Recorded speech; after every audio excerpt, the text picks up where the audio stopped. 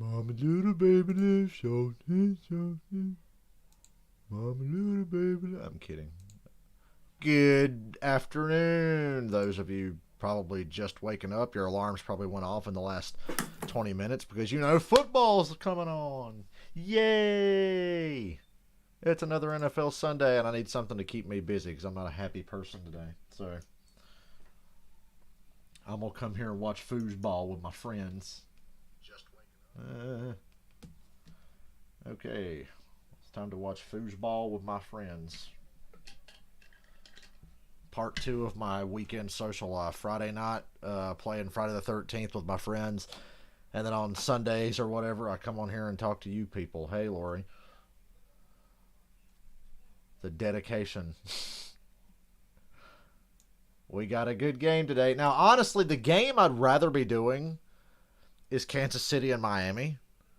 But I didn't want to fuck around trying to stream and watch a game on another web browser at the same time. So, Tampa Bay and Minnesota is as good a matchup, I think, as Miami and Kansas City. I picked Miami, the Dolphins, to beat Kansas City today. I'm telling you now. I'm picking the Dolphins to beat the Chiefs. I'm picking the Bucs to win this game, but I'm about to be the most biased, unobjective Minnesota Vikings fan you've ever seen. I hope the Vikings crush Tampa Bay. But I picked Tampa to win. I feel like Tampa's going to come back off this bye week. They're going to bounce back. Minnesota doesn't get after the quarterback that much. That's been the main problem for Tampa Bay's offense lately. They're not protecting Brady. But then again, they're not really running an offense that's catered to Tom Brady's skill set at his advanced age. Yeah, Joe Buck. Anyway, Vikings, they don't rush the passer. They don't cover that well either. Their big strength is run the ball. Now, Tampa, if you look at the rankings, their defense overall 7th, and they're like top 5 against the run. But honestly, I think the biggest reason they're top 5 against the run is because why bother run on them? You can just throw all over them. Tyreek Hill had 200 yards in a quarter against Tampa Bay. Minnesota's got the receivers to do it. They got to protect Cousins. Maybe they'll be able to run the ball. If they're lucky, they'll be able to run the ball. I guess we're going to learn a lot about what Tampa's run defense really is today. Unless Minnesota just comes out slinging because they saw what Kansas City did and they saw what New Orleans did. Tampa Bay's a very flawed football team. Minnesota, I mean, they're flawed too. Look at how bad their season started, but they're on a roll right now. I think this is a good matchup, so I'm happy to stream this one. I really wanted to do Miami and Kansas City, though, but on CBS in my area, it's the Denver Broncos and the Carolina Panthers. I'm not watching that shit. I choose to watch games with playoff implications. We're streaming this game, and then we're streaming at 8:20 tonight for the Bills and the Steelers. We're not doing a 4 o'clock game today. I don't feel like streaming another Eagles game because I don't want to. If they start getting their ass beat again, it'll be like the 3rd time in a row I've had to watch the Eagles slowly and boring get their ass beat. Hope they pull the upset, though. Trust me, I'm cheering for the Eagles today. I am an Eagles fan, and I'm a Vikings fan today. So here's hoping. God, it's hot in here. It's really hot in here. I might have to turn the fan on. Schizophrenic North Carolina weather. We're in the middle of December and it's like 65 degrees outside or something. Looks nice in Tampa though.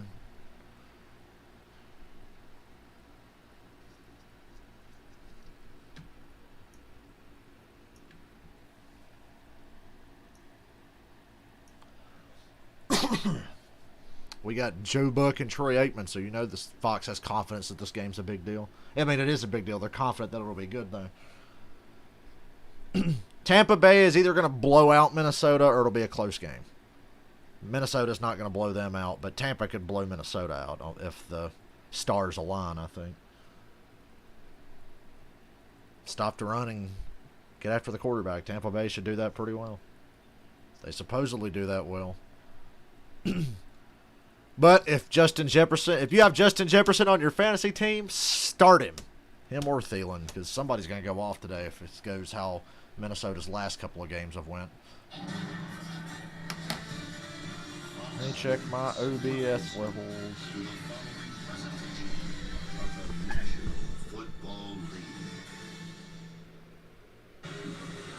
Degrees, the 80 degrees in Tampa. I don't know if that's good or bad. It feels like that's good. And the Joe Buck. start this game. Joe Buck already making me laugh. That's good for Tampa Bay. They're used to it. I don't know. Remember when Tampa Bay was in the NFC Central, and Tampa and Minnesota was actually a rivalry? Still don't know after all these years how the hell Tampa Bay was ever a part of the NFC North or Central or whatever you want to call it.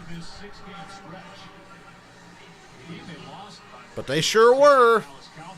I'm old enough to remember. I'm not old, but I'm old enough to remember that. Kirk Cousins. I've always liked Kirk Cousins. I think he catches an unnecessary amount of bullshit. He's my hero. He sent New Orleans home last January. He was clutching overtime. I bet it's a run with Dalvin Cook, and it is. Gain of 5 right off the bat.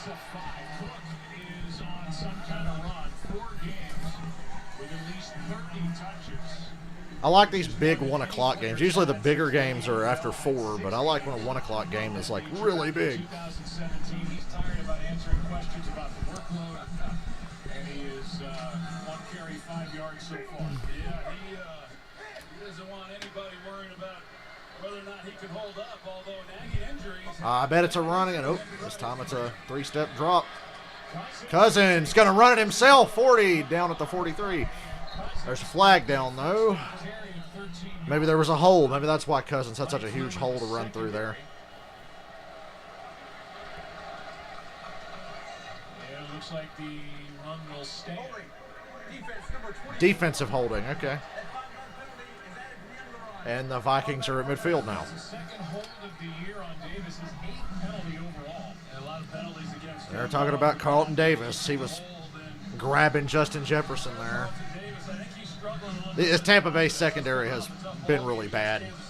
We did the Rams game. We did the Chiefs game.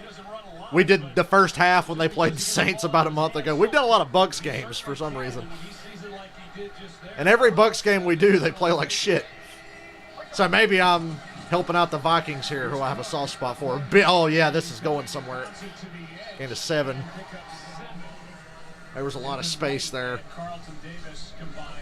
And there's Carlton Davis again because Dalvin Cook made it to the second level. On the offensive side, there's the offensive line with the rookie starting at right guard. His 6th start. Go Minnesota. Like I said, I picked Tampa to win, but I really want Minnesota to win.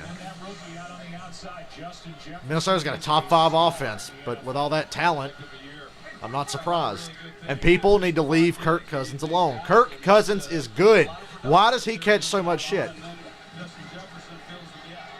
He's doing a great job right now making everybody miss. He's down a nose short of the first. 3rd and inches.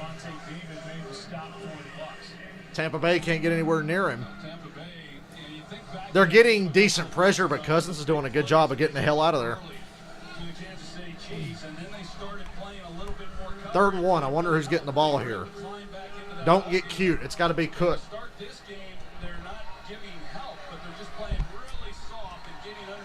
this game up a little bit. Obvious run formation.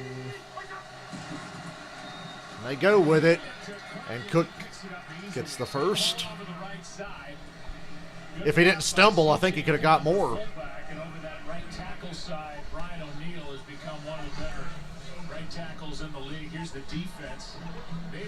Tampa Bay's defense is really in a free fall.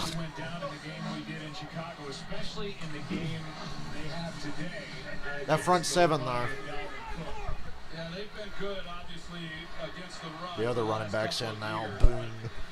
Kyle Rudolph's not playing today. That sucks. If you're cheering for purple. Should have been a loss, but he gets like 4 yards.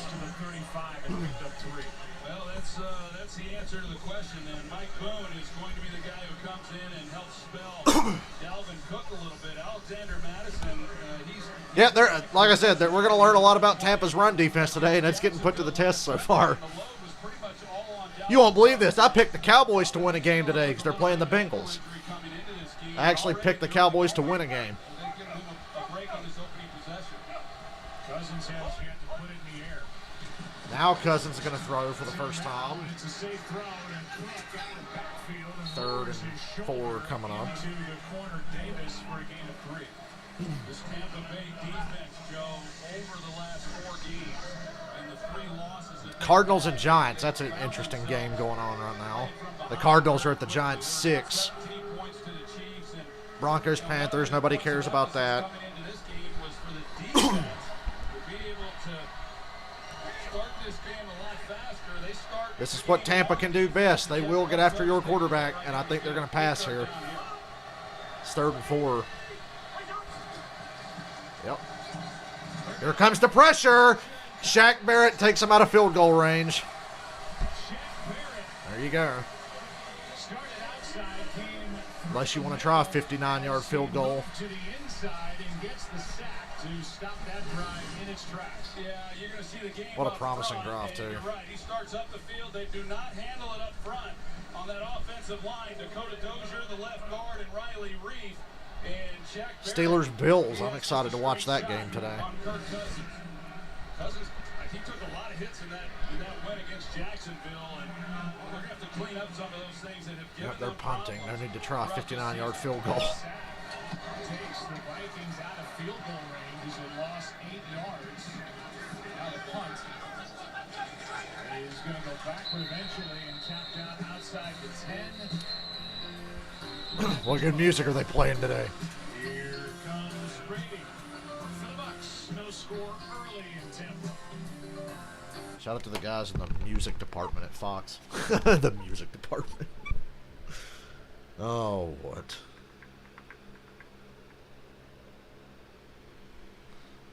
People will start bugging me during football. Don't they know? Here, let's go through what I picked today. So, I picked the Bucs over the Vikings, Giants over Cardinals. I picked the Dolphins to beat Kansas City, Tennessee over Jacksonville. I picked Dallas over Cincinnati, Houston to beat Chicago, Carolina to beat Denver, Seattle to beat the Jets, but you never know. Colts to blow out the Raiders, Washington over the 49ers, and I picked the Saints over Philly. I picked the Falcons to win the choke bowl with the Chargers. I picked the Packers over the Lions and the Bills to upset the Steelers. That's a mild upset. I'm going with my intuition, not my bias like every other fucking sports analyst does when it comes to the Steelers. They act like the Steelers are just fucking invincible no matter how bad they've played. It's always, I like Pittsburgh to win this game. Like, how many times does anybody actually pick against Pittsburgh on a sports show?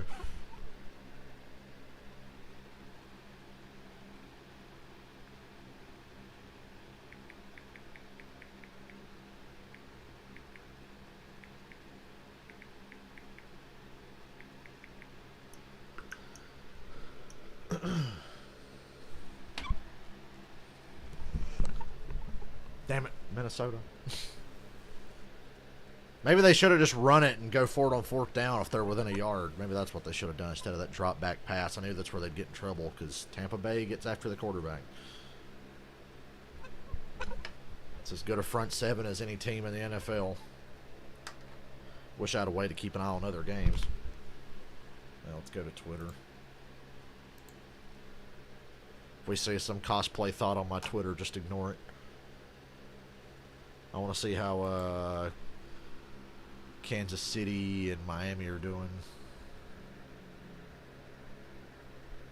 Chiefs, Dolphins. We'll keep that up there. Try to check Twitter. I'll try to check Twitter more during commercials and on the stream so y'all can see it.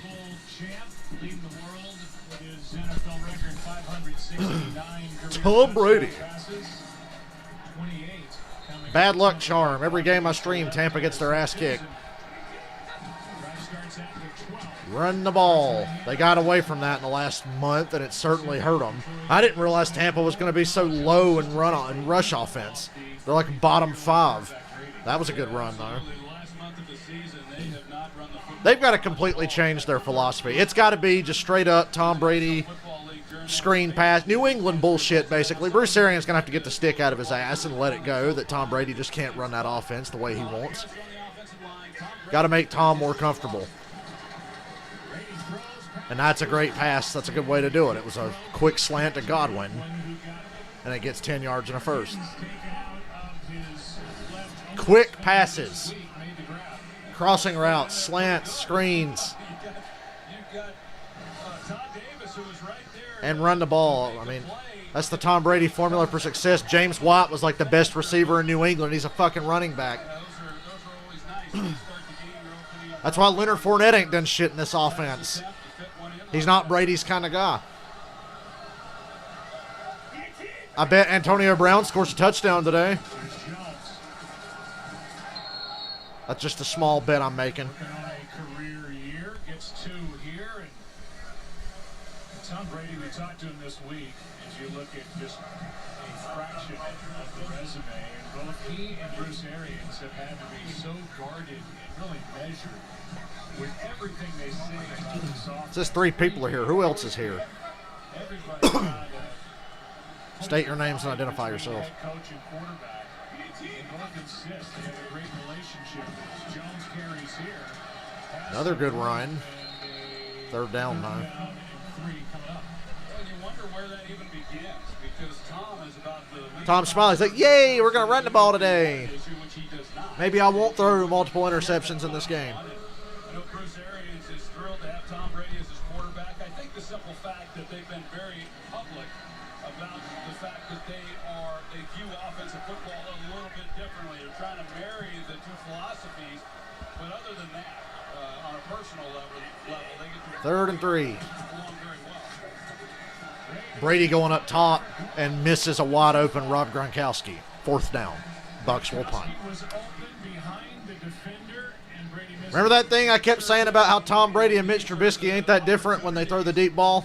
that they've had some problems. That's open. The second half of their ball game against the Chiefs, they hit the deep ball, but here on this opening drive have a perfect shot to Gronkowski. And for those two who have played together as long as they did in New Smell a England, fake not really coming that here. was, disappointing for Ah, it's too early. Arians ain't that stupid. 2000 He's not that arrogant.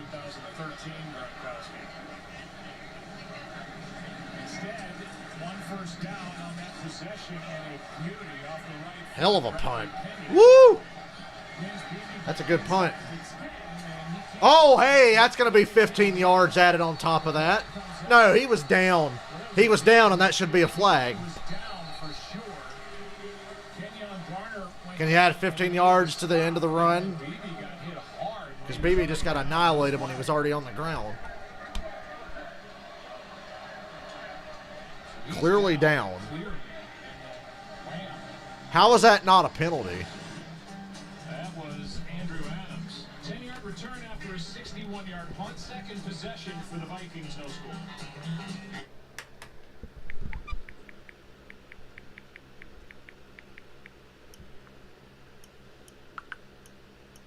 I don't understand how that's not a penalty. Anyway, Chiefs Dolphins, what's going on here? Refresh, please.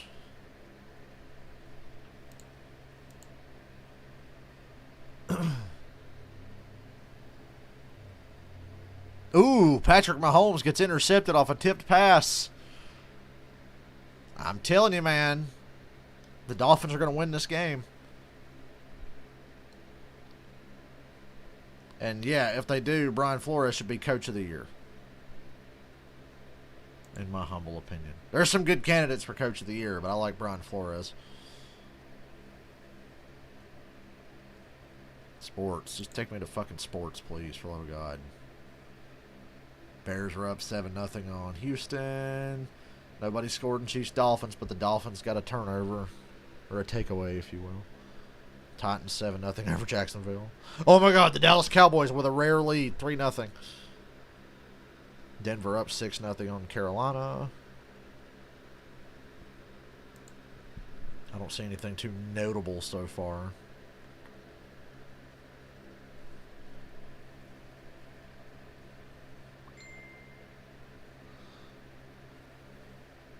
I know you can't see whatever videos I'm watching, but is this a punt return touchdown for Denver?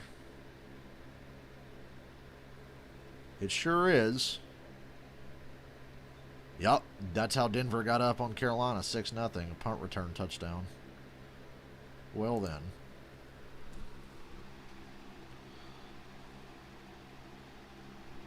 I wonder if my video will get copyrighted for showing a Twitter clip of an NFL play. I'm sure it will. The Steelers and Redskins stream got blocked. I probably just screwed up and got this one blocked by showing that little clip there.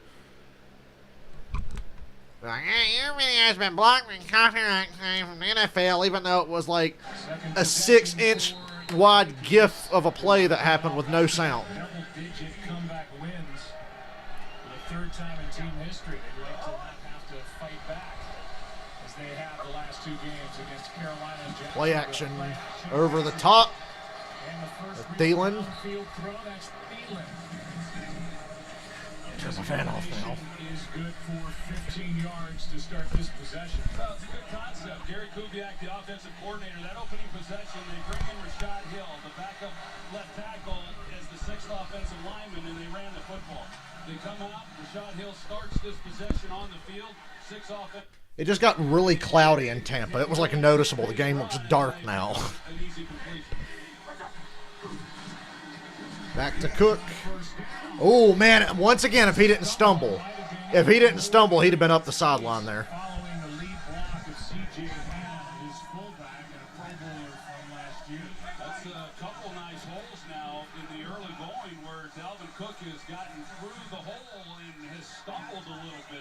Cowboys 9, Bengals nothing. Possession where he could have gotten a lot more, and he certainly could have on that play.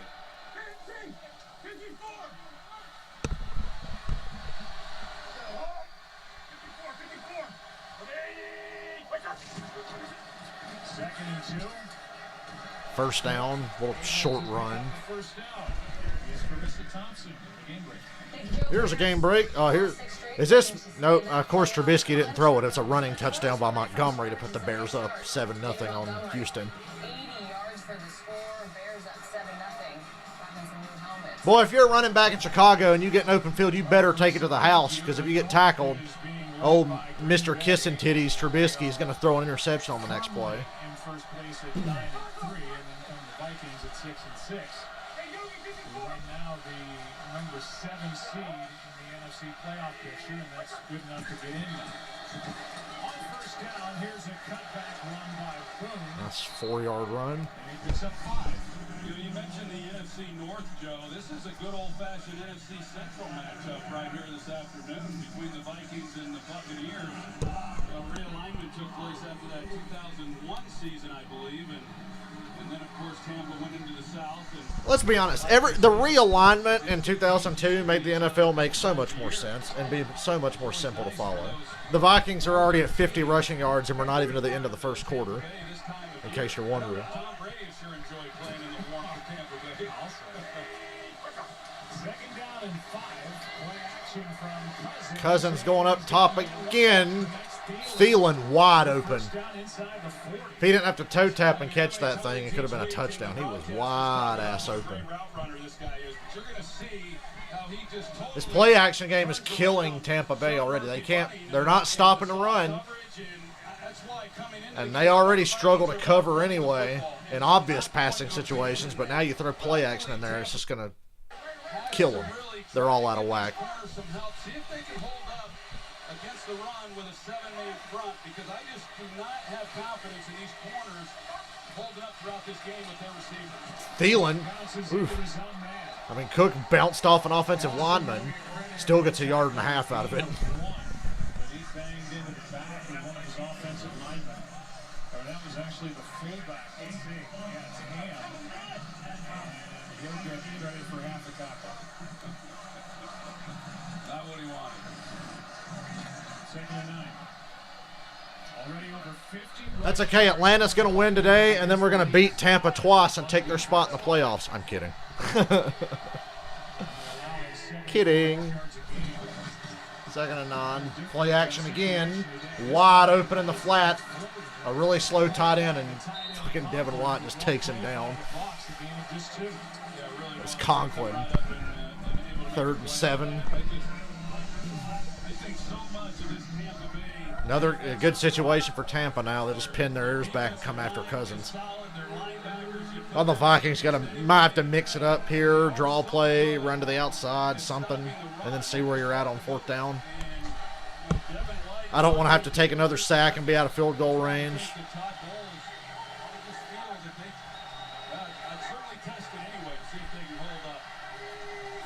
Three wide receivers. There's a flag down, and I think it's offsides on Ndamukong Suh. So it'll be 3rd and 2 now. Now that opens up the Vikings playbook again. 5-3 yards and give the Vikings another crack at 3rd down. Offside. Defensive nose guard moved into the neutral zone. Back to the snap. Nose guard? What's a nose guard? 3rd down. Yep, it was Suh. He just went a half a second early. Less than half a second, really. Not so sure that he did get into neutral zone at the time that the ball was. Well, Troy Aikman's questioning it. It's in a Dallas game, Troy. Kidding. He's not biased for the Cowboys at all. He hates the Cowboys. That's why I like Troy.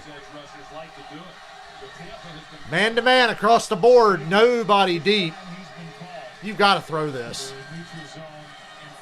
They choose to run. Oh, first down. Just enough. Good effort by Cook. I would have had to audible out of that and try to get something quick in the passing game. There was nobody dropping deep. You just take the risk of the protection not holding up, but you had plenty of blockers. You had 2 guys in the backfield with you to pick up that blitz. Had a decision to make. If they hadn't had the penalty, instead they're able to hand the ball off to Cook, and he gets it. Doesn't look like anything's changed for Tampa Bay since the bye week.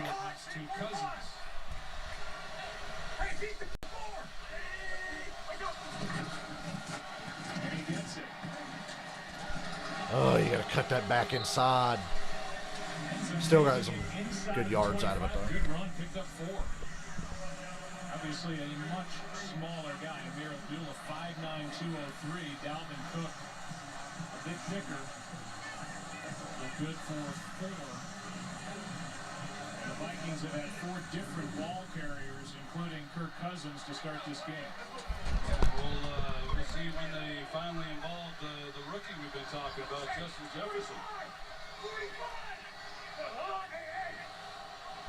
Yeah, Jefferson doesn't have a catch yet. It's been all Thielen so far when they go to pass. Ooh, 15, 14-yard line now. I think the Vikings got away with a hold here on the outside. I saw a handful of jersey there. Robert, I picked the Dolphins to win that game, sir. I'd like to be streaming that game, but it's not on in my area. But yeah, I picked Miami to win. Mark me words.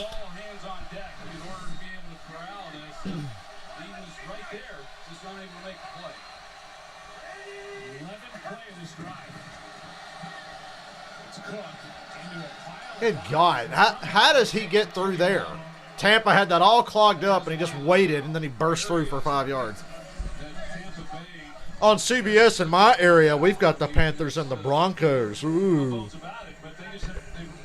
Lucky us. That's why I'm watching Minnesota and Tampa. They gave up 400 yards to the Saints, to the Rams, and then over 500 yards to the Kansas City Chiefs. Tampa defense is getting wore out in the first quarter. Because they've also missed a lot of tackles. They have a chance to make some plays. Keep me updated on the Chiefs and the Dolphins for when I'm not checking, please. Obviously, the Vikings not worried about the #1 ranked run defense of the Buccaneers. Oh, my God. What a just bad form by Tampa's defense there. 1st and goal for the Vikings now. Anthony Nelson missed a tackle. And that's the end of the first quarter. And that does it for quarter #1. No score. Vikings. No score, but the Vikings are all over Tampa Bay. Cardinals-Giants would be a good game. Cardinals-Giants, Dolphins-Chiefs. I do like this Vikings-Bucs game, though. I want to check on Chiefs-Dolphins again myself right now.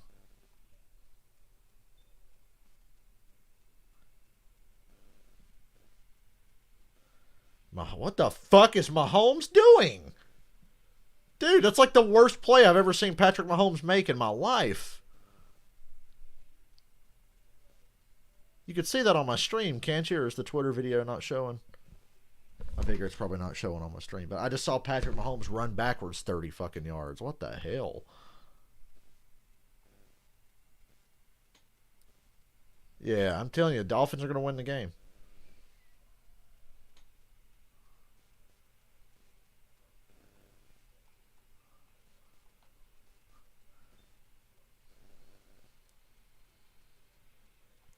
Dolphins hit them with the throwback uniforms, too. That's how you know shit's serious. They're ready to win.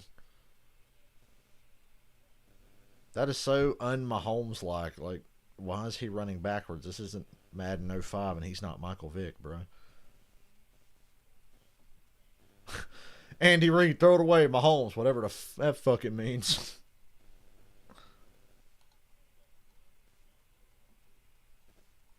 Why am I just seeing the same shit over and over when I scroll down this feed for Dolphins and Chiefs? I picked the Dolphins to win. They play defense better than most people Kansas City's had to play. You know, everybody knocks Pittsburgh, and rightfully so. Pittsburgh has had a very easy schedule. Chiefs have had an easy schedule, too. Their schedule's not been any tougher than Pittsburgh's. I think the Chiefs overall are better than Pittsburgh. They're more versatile. They do more things well than Pittsburgh does well. And they're a matchup nightmare. They're going to beat just about everybody they play, but you'll see today they can be had. They need that bye week and home field advantage. They need that.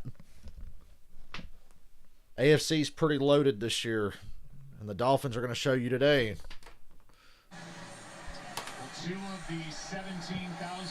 Why is my goddamn game chart thingy not wanting to load?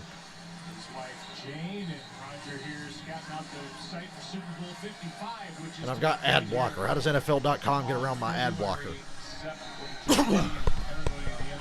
First and goal for the Vikings as well. Running all over Tampa Bay. Maybe Tampa's run defense isn't that good after all, like I said.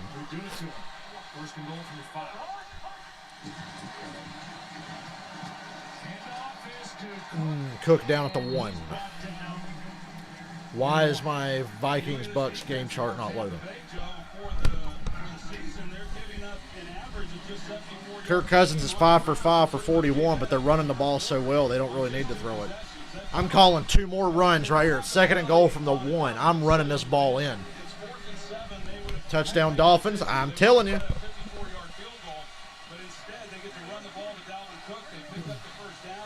Better keep their foot on the gas. Kansas City's never out of it. Second and goal. It's a run again. And touchdown. Touchdown. Dalvin Cook. 14 touchdowns this year. Told you, keep it simple. Run the ball. Right at them. Nothing fancy.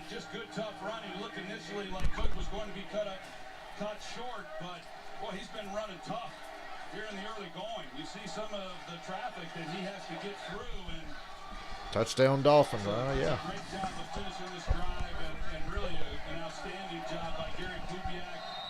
Sticking with the run, having success, mixing the play action. Really nothing down the field too much other than the one throw on the sideline to Phelan. Excuse me. Patrick O'Connor missed that tackle. Here is an extra point.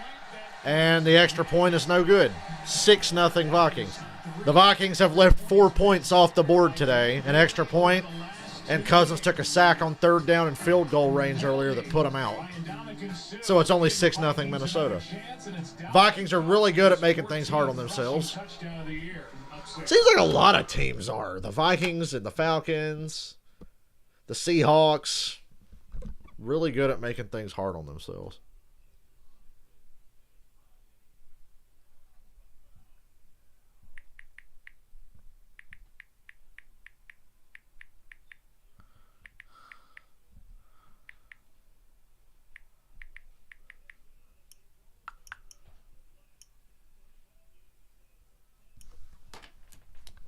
Vikings, Bucs. game chart thingy is broken.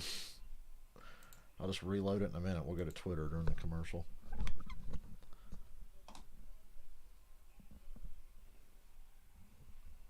Skip. I completely overrated the Tampa Bay defense. I think we all did. There's no reason they should be that bad, though. So there's the Mahomes 30-yard sack again.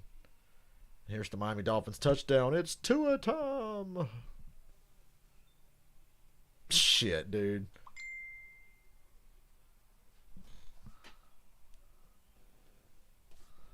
That's when you know things are going Miami's way.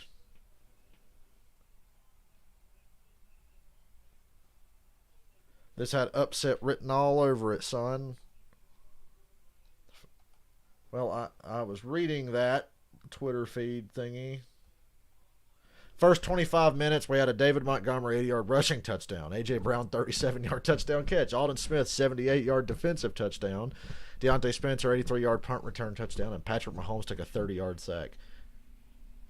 Might be one of them days, people. It might be one of them days. Mike McCarthy considered safe. I'm sure Cowboys fans are very happy to hear that.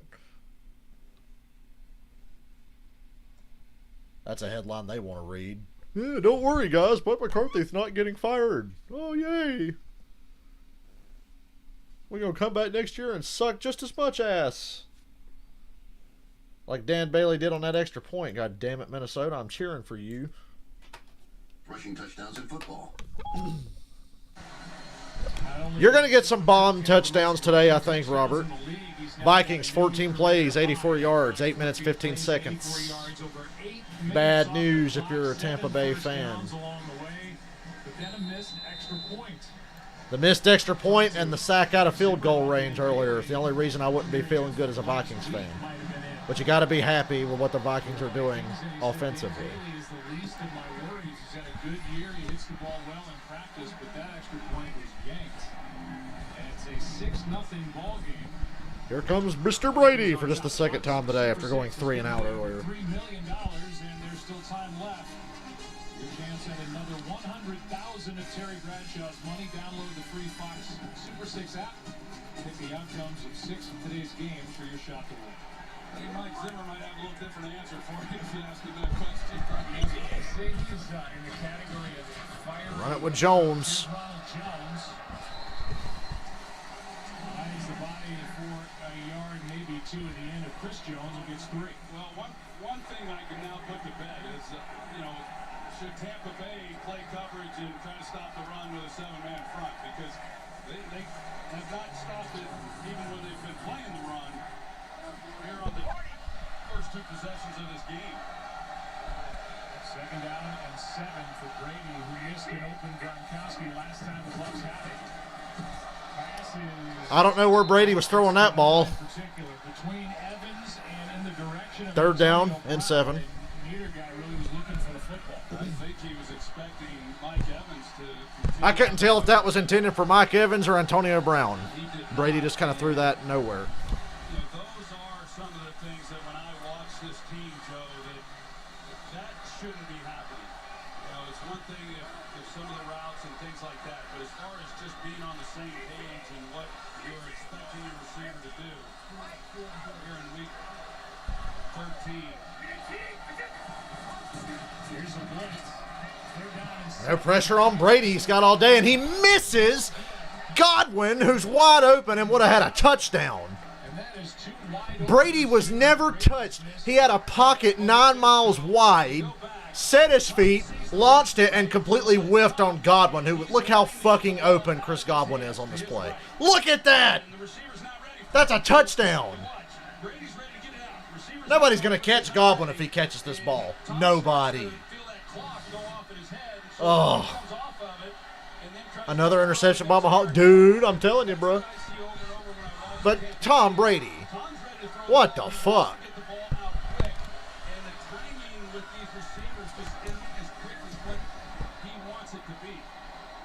Shit, we might end up switching games by the end of the day. I don't know.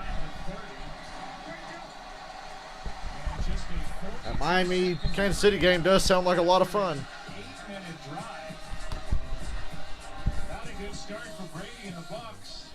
have it again, up 6. You know, for such a shit franchise, I just saw Tampa Bay's Ring of Honor as they went to commercial. There are a lot of impressive names in that Ring of Honor. To be such a lousy organization.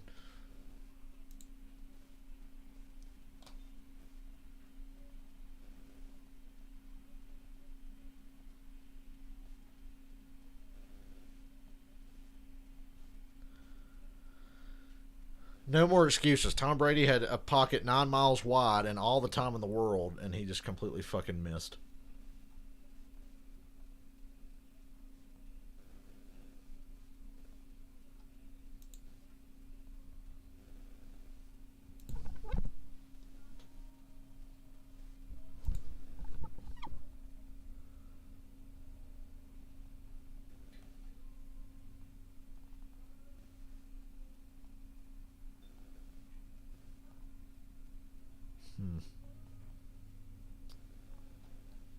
Crazy day.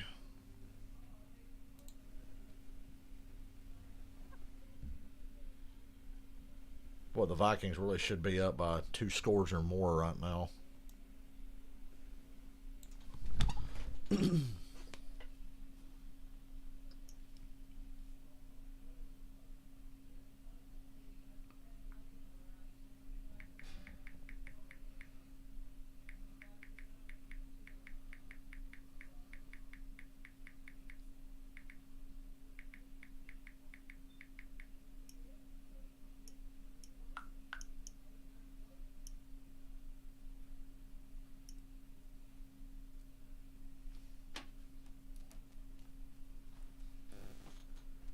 Oh, God.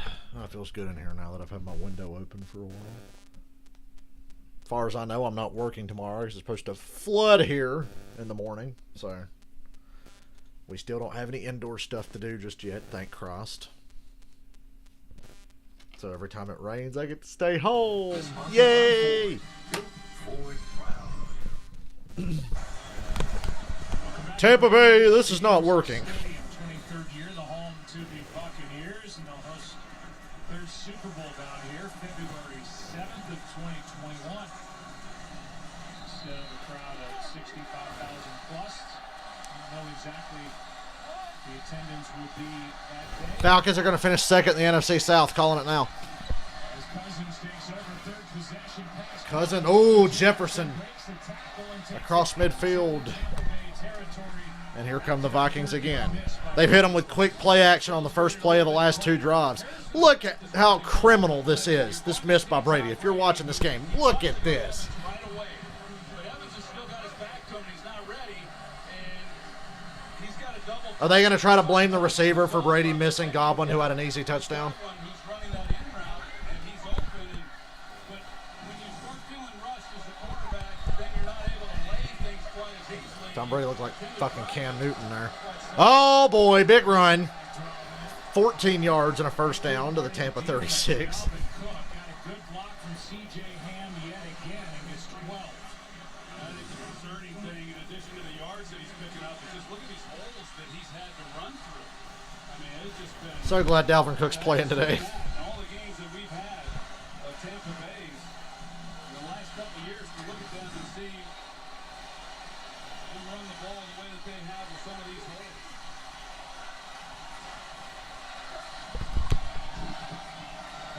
And it's a screen to the running back. A few yards. Tackle made by Murphy Bunting, a gain of 4. Dalvin Cook already has more rushing yardage against this Tampa Bay defense as an individual than any other back has had this season. Well, and right now, I mean, here it is. So Kirk Cousins at 7 for 7. I know that Tampa Bay is the team we're talking about, but they've got to be gassed. I mean, they've been on the field this entire first half.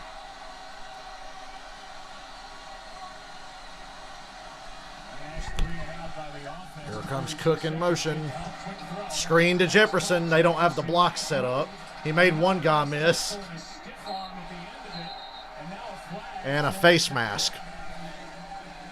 Face mask or a horse collar. He got pulled down pretty hard. And then I believe at the end of the play, Winfield threw down Jefferson. Let's see. I feel like he got face masked. It was hard to say. It was happening so fast. He makes one man miss. Yeah, it was horse collar. He did grab him by the back. And then he got up and headbutted him after the play. Bro, don't be mad that you suck. It's not Justin Jefferson's fault that you suck. Carlton Davis. Around the nameplate. Mike, good call. Yeah, it is. I mean, you can't get inside the collar, even to the nameplate, and actually pull the player down and toward the ground. So it is the right call. Minnesota in the red zone. Cousins 8 for 8 now. What a start for the Vikings on offense. Vikings are rolling. Punch it in, though. Going up top. Oh, man. Thielen almost made an incredible one-handed catch for a touchdown. He just missed it. Oh, that would have been insane.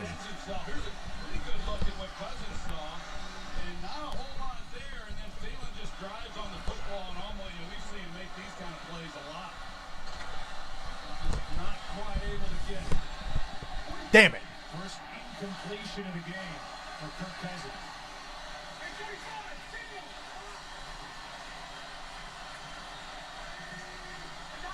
Kirk Cousins out here looking like Steve Young right now. They're going to be in about a 3rd and 7 here. I don't like the Vikings on this down and distance. That's Sue, who lost his helmet. He's still going at 33 years old. He plays more than anybody else along that defensive front. He plays 75 of the defensive snaps. He's still a force. That's a lot of wear and tear on his body over the years. It's impressive. 5-time Pro Bowler. 4 sacks on the 3rd and 6. Empty backfield. Look at BB in the slot. That's where Cousins wants to go, and down he goes. Sue takes him down for the sack. Told you I don't like the Vikings on that down and distance. And he was not alone. Kick your field goal. Loss of 7 on the play. Well, Tampa Bay goes coverage, so they got 4 cross zone here, and then you want to work the middle of the field. He's going to get Thielen in there. The only problem is it's really good job on Damn near got strip sacked. and not able to get the throw. Look at how Cousins hangs onto this ball. Oh my God. Yeah, he's fortunate that didn't get knocked out. Yeah, just take the field goal and be happy you get that after that play. What is the confidence level of Dan Bailey from 36? Wide right. Oh my God. Well, Dan Bailey can't kick anymore. He's been screwed ever since the day Skip Bayless proclaimed him, oh, he's the most klutz kicker in football. Dan Bailey's the most klutz kicker in football. Apparently not. That's how you knew he was fucked.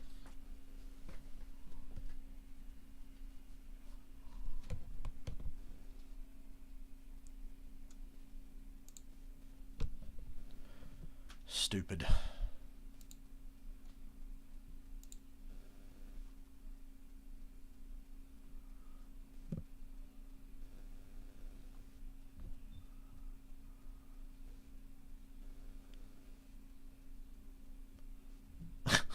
Patrick Mahomes woke up feeling dangerous. 5 of 7, 78. No touchdowns, 2 picks, and a fumbled snap on a 30-yard sack. Give him time.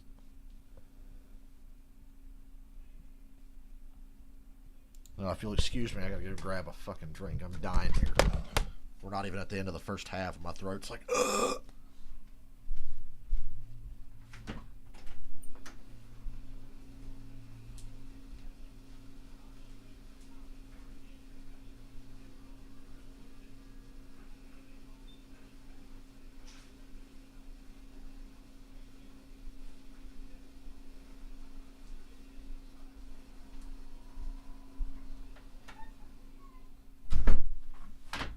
Love is a very splendid thing.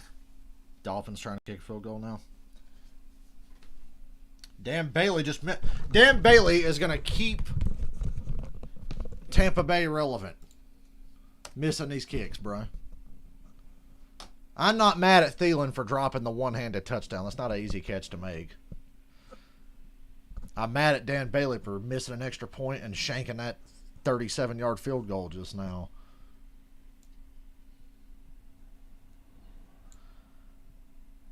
Foolishness. You can't let these teams off the hook. 10-0 Miami. All is proceeding as I have foreseen in Miami today. They should have flexed one of them games. There's so many good games right now. They need to flex 1 to 4 so I can watch it.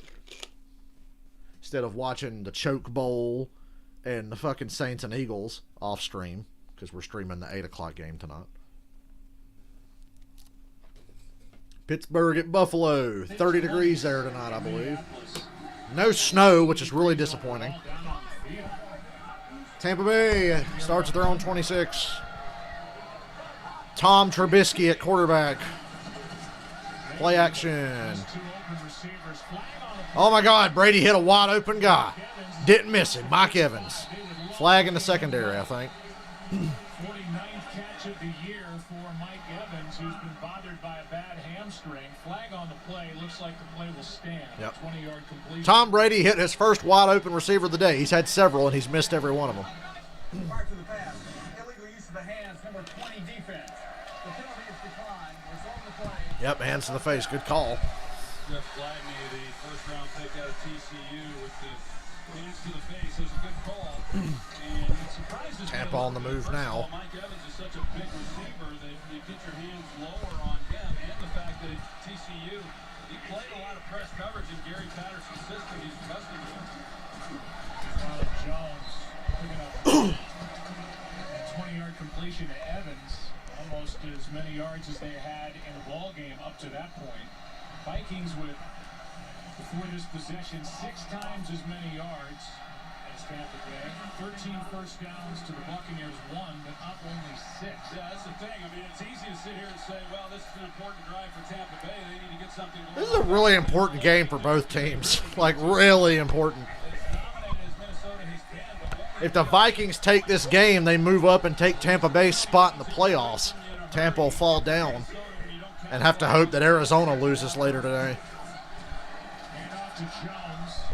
Tampa's going to be on a 3rd and 5. Game break. Here's the Tua touchdown again.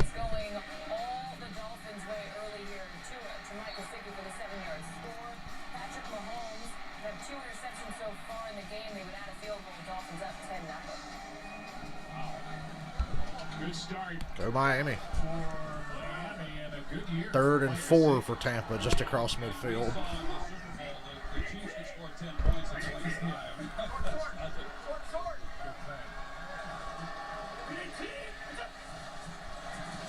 First snap and Vikings. Brady's got all the time in the world. He's loading up to go deep. Scotty Miller for the touchdown. 48 yards. There you go. There's a good deep throw from Tom Brady. Scotty Miller. That is why you can't let these teams off the hook.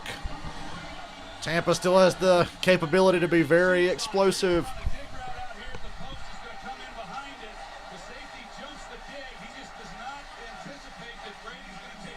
Woo.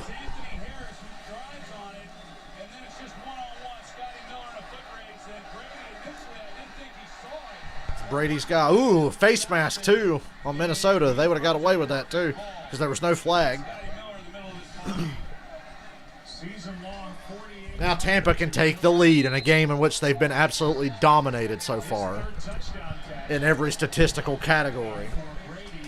Who was that cute chick on the Buccaneers coaching staff? My goodness. Or she was an athletic person, I think. She was kind of cute.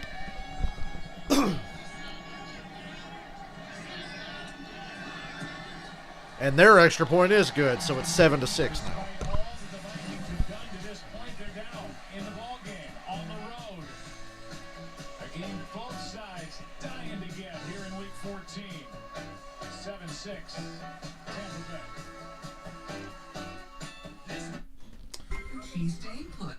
Well. How the turntables. Let's go to Twitter. It's time for a Twitter break.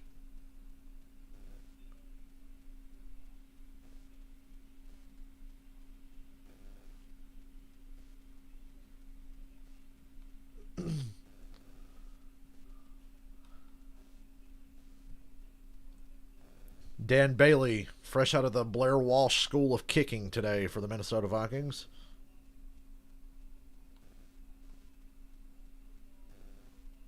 Interesting. Very interesting. Yeah, a 10-point lead in the first half was never going to be enough to put Kansas City away. They were down 10-0 in that building back in February. We know how it ended.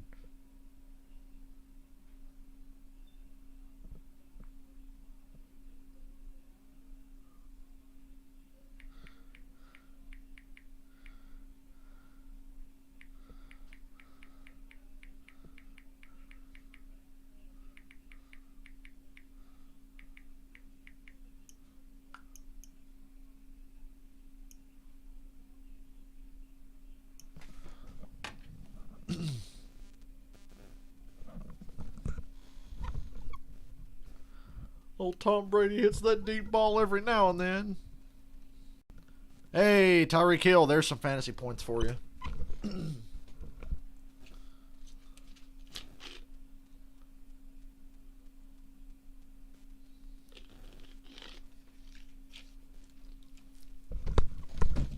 Only on a Tom Brady offense. Oh, he's going deep. Who's he throwing to? Oh, Scotty Miller. He's got AB, Mike Evans, Chris Godwin. Hell, even Gronk, but he's like, I'm going to go deep to Scotty Miller. Got him back in the game. With 5G's Verizon 5G Ultra Wideband. Well, here you go. The much talked about and dissected relationship between Tom Brady and head coach Bruce Arians before the ball game. They are got to be all smiles now after that 48-yarder. Your fantasy team's on a roll, Robert. Scotty Miller, first 11 plays, nothing.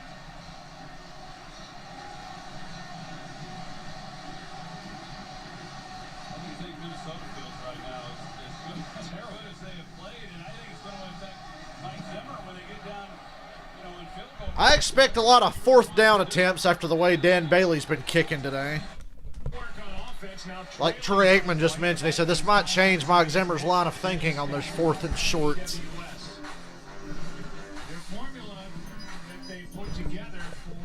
Might have to risk it for the biscuit. Their season could very well be on the line. Every game is a playoff game for the Vikings from here on out. It's really been that way ever since they started out. What, they were 1-5 or something? 200 yards more than expected, and Dalvin Cook could start to this. They've done a lot of things well. They just don't have a lot to show for it. Play action on this first down again. It's to Conklin. Gets a block. Gets the first down. Gain of 15. I love this Vikings offense. They just got to finish drives. He turns this ball loose. A lot of people have questioned his arm strength. Does he have enough now at 43 years old? He holds this ball too, and Scotty Miller can really run, and that's not easy to do, to hit a guy in stride when you don't get the ball up necessarily on time. But I mean, Scotty Miller doesn't even have to break stride. It's just perfectly thrown. And if you can throw the ball 55, 60 yards, you've got all the arm you need in the NFL. Here's a nice run. Oh, he should have kept that to the outside. He'd have been gone. He's to the Tampa 45. CJ Ham is just putting on a clinic. I'm so glad I did not stream the Rams game Thursday. That game went about as exactly how I figured it would. Dalvin Cook ran out of his cleats there. I almost said Dalvin Cook.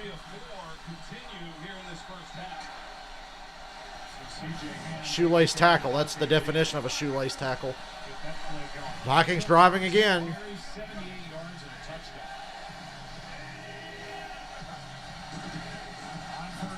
Play action. They're at the Tampa 32.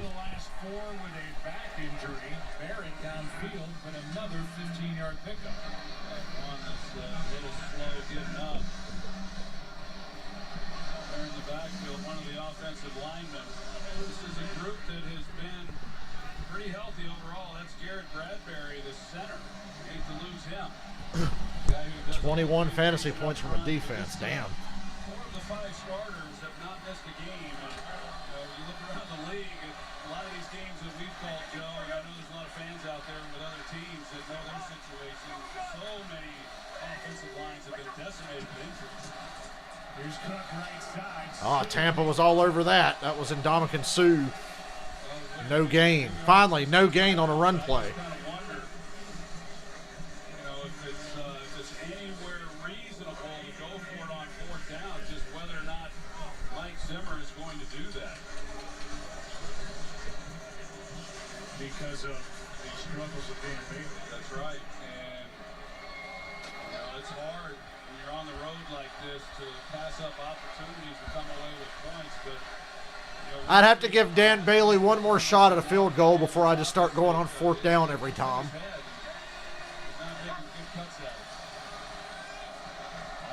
Cousins going deep. Never had a chance. 3rd and 9. And the Vikings, once again, on a 3rd and obvious passing situation. This is where they've gotten in trouble a few times today. Hey, that's good news for you, Robert. Go Cardinals, because we want Washington to win the East. See what he was all about. He does so many really good things, and even on that play, I think if you give him a chance to go up, he has shown an ability. I picked the Giants to win the game, but I'm kind of rooting against them. Much like I'm rooting against Tampa in this one, even though I picked them to win. 3rd down and 9. And they shut that play down before it began.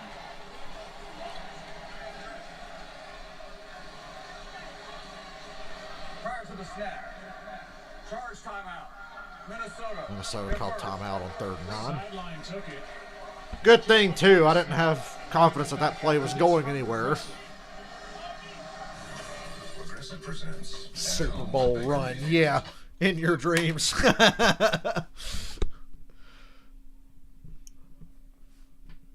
But you never know.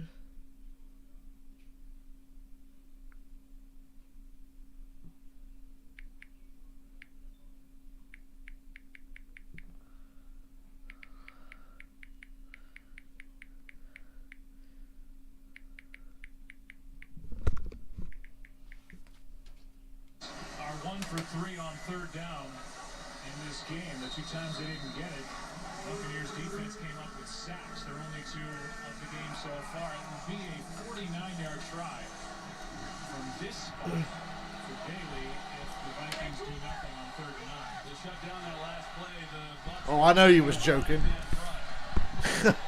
I read emojis. I'm down with the kids. Still think I'm a kid.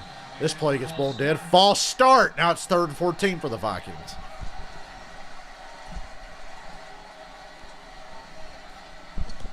Making things hard on themselves again.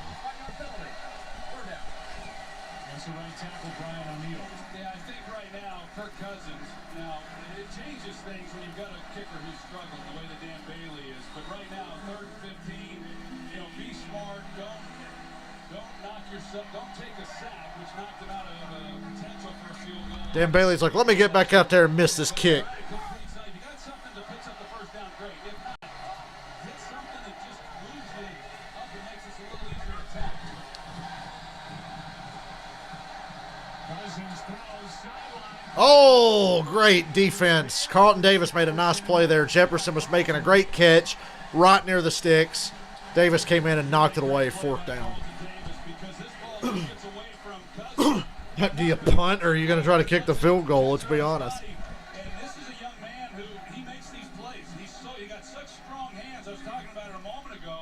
But for Carlton Davis to come in, recognize it, see the ball. They're going to try to kick the field goal. 54-yard try by Bailey. And this is 54 yards after. Oh, my God. Okay, 54-yard attempt coming up. He's going to make it. No, he missed it even worse. Wide right. Just missed an extra point. 36-54 came into this ballgame. I'd give him a break because it's a 54-yard field goal if he hadn't missed the 37-yard kick at an extra point earlier. Now, and this game stays 7-6. 7-6 Tampa Bay. Dan Bailey, the most clutch kicker in football. Dan Bailey, the most clutch kicker in football. Skip Bayless and his goddamn jinxes. I've been clowning him about that because he kept saying, "Oh, damn, Bailey, most clutch kicker in football." Then they need to make a kick against Seattle to keep their season alive in 2018 or whatever, and he fucking shanks it. I think it was either 17 or 18. I can't remember which. I think it was 17.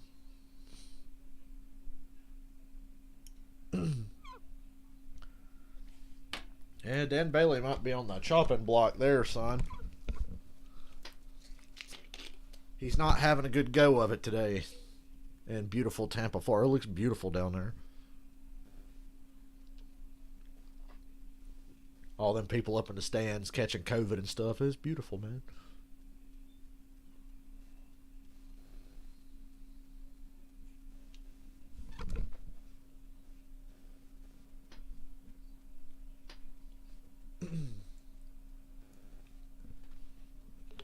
Need to see the Cardinals touchdown that just happened.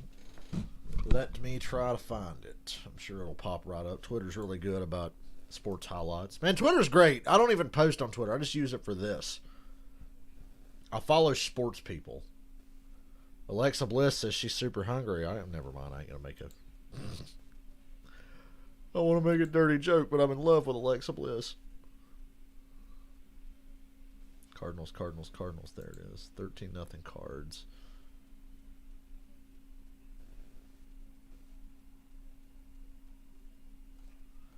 Show me the play. That's a scoop and score or whatever. Well, Danny Dimes, oof. He got the shit knocked out of him. Maybe that play will come up. And now I got to reload my fucking Vikings Bucs thing again.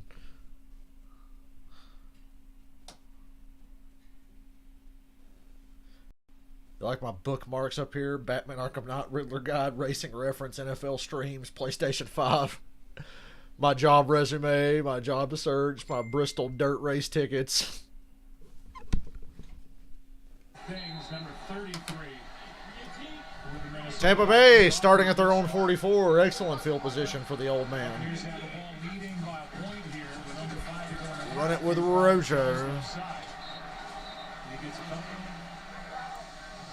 Now the weakness of this Vikings defense through the season, and it's what you. Boy, the Vikings just, that air has been completely sucked out of their sideline. They were going to run away with this game. They should have run away with this. But here in the early going, at least, they able to handle Ronald Jones. Tampa Bay wants to continue to get 2nd and 8. Oh, Brady took a shot, but he threw a strike to Godwin. First down to the Minnesota 37. Ooh, Brady's looking at his hand. He got hit pretty hard. He broke his finger early in the year, and they put pins in his finger, and he kept playing through it. Finally got those pins out during this past week, and he should just take off from here, you would think. Yeah, Nice adjustment to make the catch by Godwin. Brady threw it just a touch behind. Brady got crushed. He paid the price. not getting sacked much. They're doing a great job. No, he's taking a lot of hits. It's concerning. Here's Ronald Jones.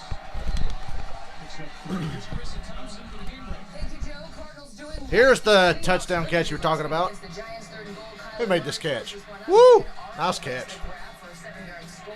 Arnold's third touchdown over the last 2 games. I'm more impressed with the throw Kyler Murray made there. Dan Arnold lighting up the scoreboard. Meanwhile, you talk about the hits. Brady came in having been hit 44 times this season. That's the 3rd most in the league.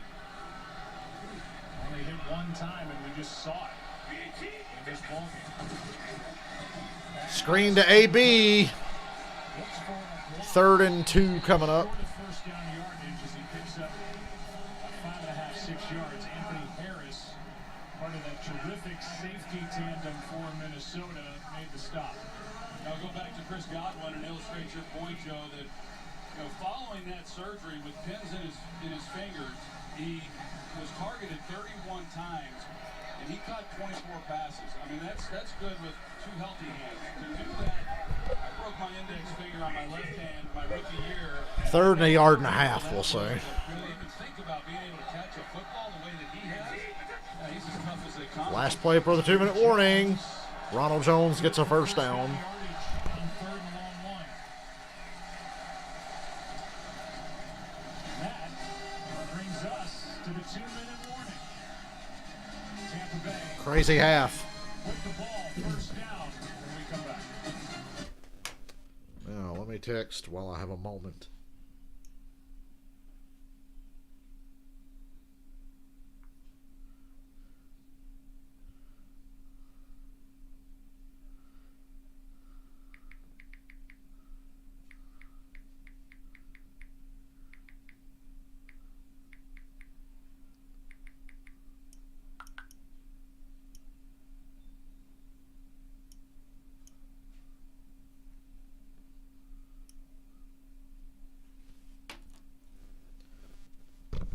Chase Elliott's going to win the first 2 races of the year. He's going to win the Daytona 500, and then he's going to lead every fucking lap on the road course. I'm so happy we get a road course second race of the year. Which, I mean, we already get it because they're running the Clash on the road course now, which is better for everybody. A night race on a road course for the Clash.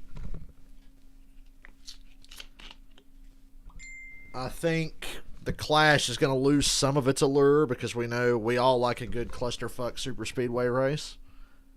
But now I just feel like Chase Elliott's just going to dominate and win the Clash every year. He's going to win it like 10 times in a row like Earnhardt used to win the qualifying races. Old NASCAR talk. What day is it? December 13th? Fuck. A few months to go.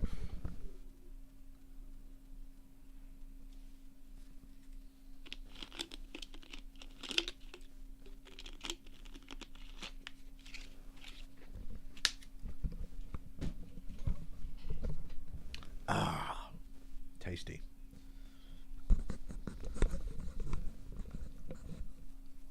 Built Ford tough.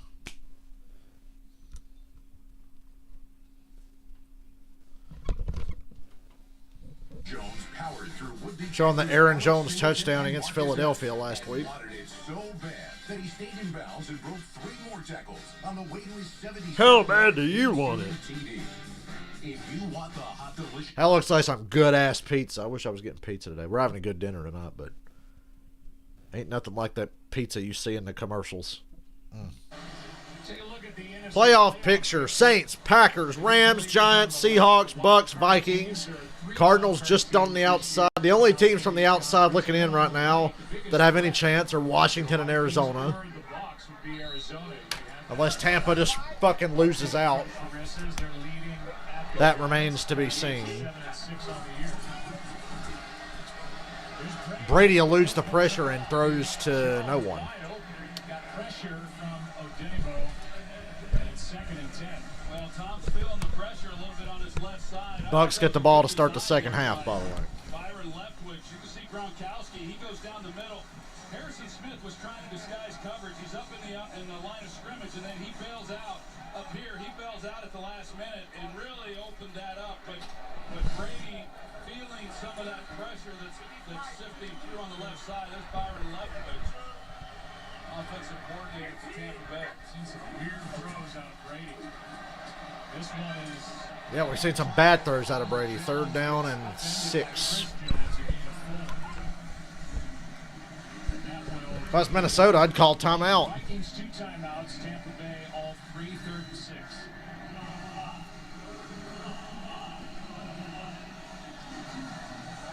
Sean McCoy, who has barely been used this season, in there on 3rd down. The Honey Badger got another pick. Hell, he had 2 against Denver last week. He's a ball hawk.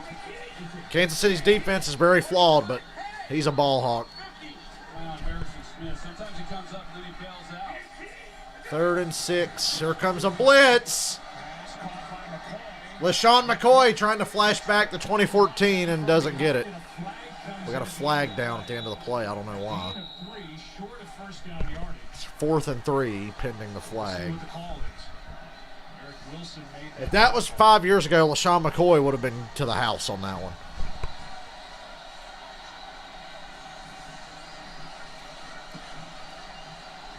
11th catch of the year for McCoy.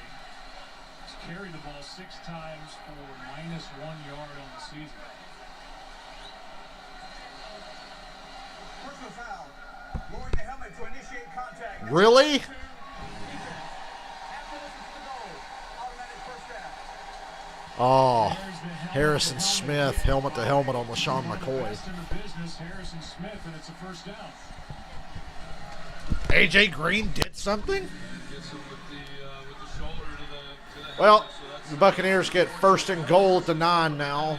the right call. Harrison Smith hit LaShawn McCoy in the back of the head. Jones trying to bounce it. Good play. That was Gladney, the rookie, the corner. And he combined with Jalen Holmes for the stop after a 2-yard gain. Let's find out what's coming up at the half. TV now is officially the holiday season. Yeah. Anything you want for Christmas? You know I love I want $1 million. Actually, I just take all the money I'm owed from work.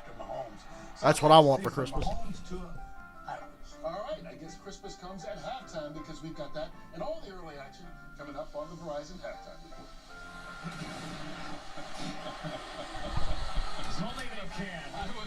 I was wondering where they were going with that one. That was called around the block to get next door. I'd like to know all the names that Jerry has for some of his horses. I know Buddy Ryan had some good names for his horses. Fired for Winning was one of them. Second and goal, Tampa Bay. Should have made one 8. 10th play of the drive. From the 7, Brady. Good protection. Oh, that should have been intercepted. And it was, but there's a flag down. That was Evans out There was a lot of hand fighting going on in that end zone.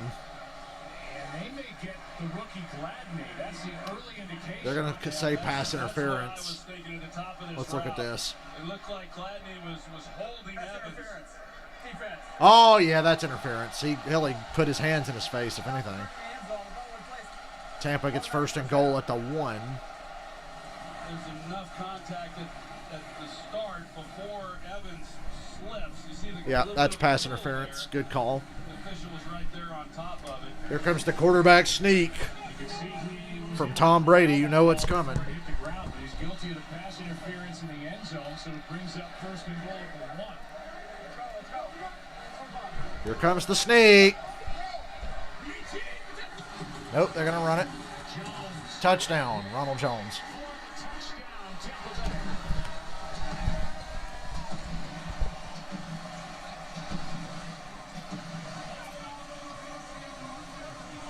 Penalty on Harrison Smith. Complete meltdown by the Vikings there in the last 2 minutes of this half.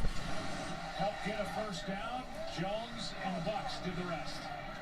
A couple penalties that gotten them there to 4th down, but that penalty on Harrison Smith kept the drive alive. Another penalty then on Gladney, and it's touchdown Tampa Bay. 6th of the year for Jones. This is what I was talking about. When you don't take advantage of your opportunities early, which Minnesota has failed to do, and all of a sudden if they make this, they find themselves down 8 points. Vikings have 2 timeouts, and they'll have about 44 seconds. They're going to have to try to do something. Tampa gets the second half kickoff. An unhappy Mike Zimmer at halftime. There's the penalty on Harrison. Well, you're seeing why the Vikings started out 1-5 or whatever the hell it was. Can't remember now. It's been a while.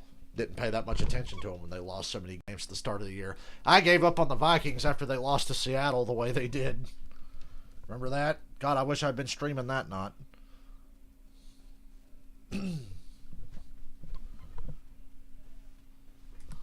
Oh, well. God, I got to work out tonight. I really want to take a shower because I feel like garbage, but I don't want to shower till after I work out. And I'm not working out till probably after the Sunday night game. Unless I could squeeze one in before and have enough time to hop in the shower before I jump on to stream the Bills and the Steelers.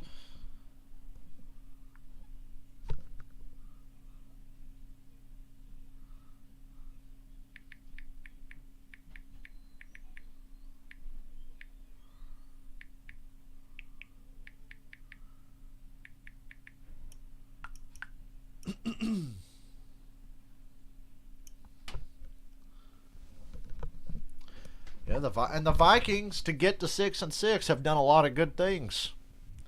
But if you watch their game with Jacksonville and you watch their game with Carolina, you can still see the problems are there. And then today they've got a kicker who's just completely mentally checked out. That's their number one problem. They can't protect an obvious passing situation. They need play action for the most part to throw the ball. Every time they've been in like 3rd and 6, 3rd and 7, they get in trouble. Don't see any games to stream next Saturday. Buffalo at Denver, Carolina, Green Bay. Not going to stream on Saturday. Just going to kick back and watch those games and chill. Then I think next Sunday's Kansas City and New Orleans. That's definitely a stream-worthy occasion, don't you think?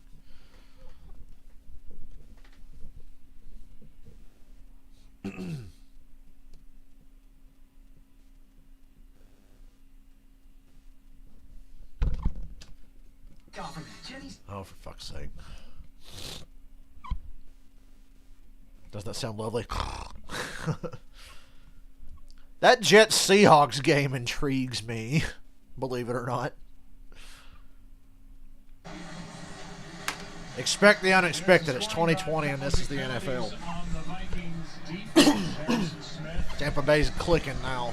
And the rookie corner Gladney. Vikings have missed a couple of field goals, an extra point, trailed by 8, and now the 2 timeouts left, 44 seconds. We'll see what they do here to close out the first half on a hot day. Tampa It's hot. It's Florida. What do you expect? Doesn't matter that it's the middle of December. Saturday with a spot in the college football playoff potentially up for grabs. The Big Ten's best battle for the conference crown.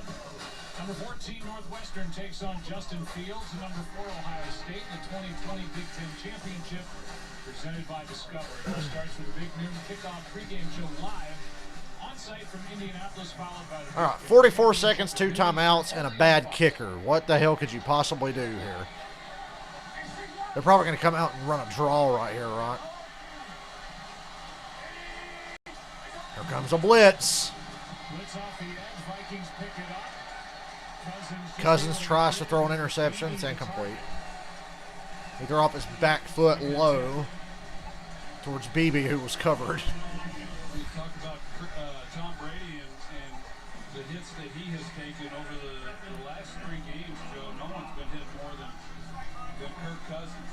I mean, he's been knocked around a lot. I know in that game on Sunday he was sacked 4 times, which was a season high, but he was hit a lot more than that. Now here's the draw, and it's not even Dalvin Cook. I think the Vikings are going to go to the locker room here. 14 times a career high. 30 times over the previous 3 games. Timeout, Tampa Bay. Timeout is taken by the Vikings. Oh, the Vikings. Metrodome. Oh my God, the Metrodome collapsing. Dude, I remember this. 2010. That's like the most incredible footage I've ever seen. Getting ready to do against the Giants. Restored to Ford Field on Monday the 13th. The following week, the Vikings played the Bears on 2010 was a crazy year.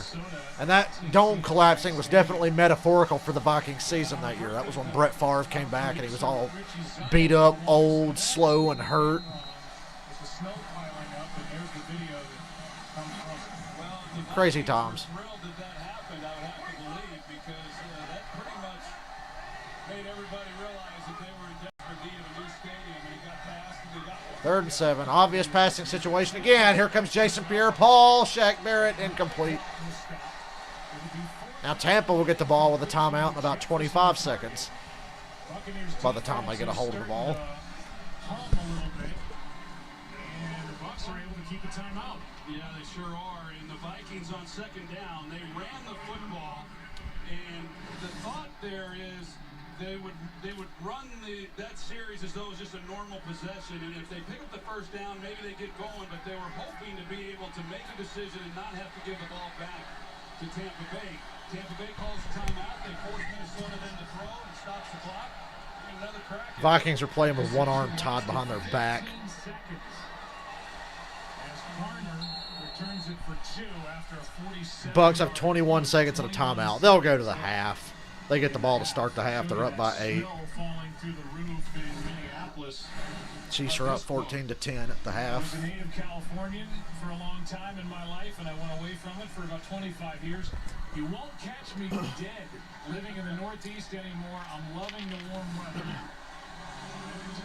I remember I would talk with Jim Kelly when he was with the Buffalo Bills, and not only playing in the cold weather, but they didn't have a bubble back when he was playing, and they'd have to practice.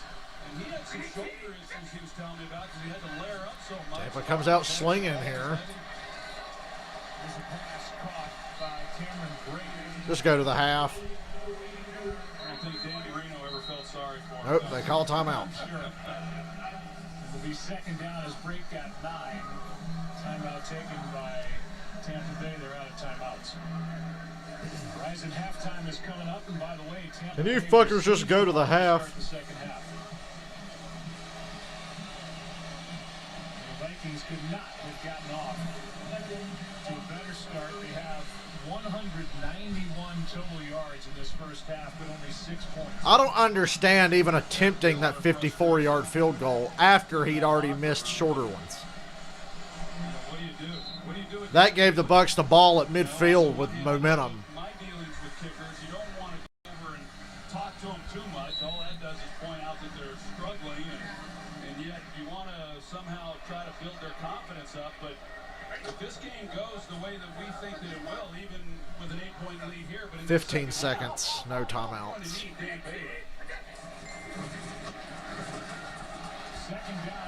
It's AB over the middle. Maybe they can spy. 7, 6, 5, 4, 3, 2, 1. Out of time. Oh, really? You leave that second on the clock for them, but you fuck Atlanta last week. That's not. They froze that second. That's bullshit, dude. They're going to leave 1 second on the clock. Tampa Bay can get a second to end a half, but the Falcons can't. We'll have a shot at the end zone. Thanks for bringing that back up again. I'm really glad I'm pissed about that. Ryan Suckup's career long, by the way. That's such a stupid thing. That clearly they didn't have time. I was counting it off, Away from that. Now a timeout taken defensively. and magically that second did not disappear.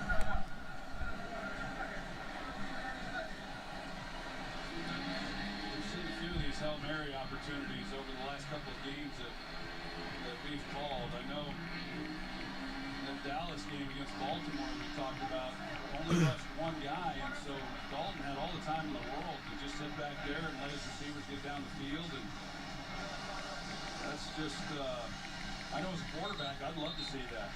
But Minnesota, looks like they're going to bring a 3-man rush. You got 5 to block 3, and maybe even 6, depending on what Tampa Bay decides to do. But at least you give Brady a pass rush to where you can win somewhere that he doesn't have all the time to just sit back there. The Bears are up by 16 on Houston. Get ready for the collapse in the second half.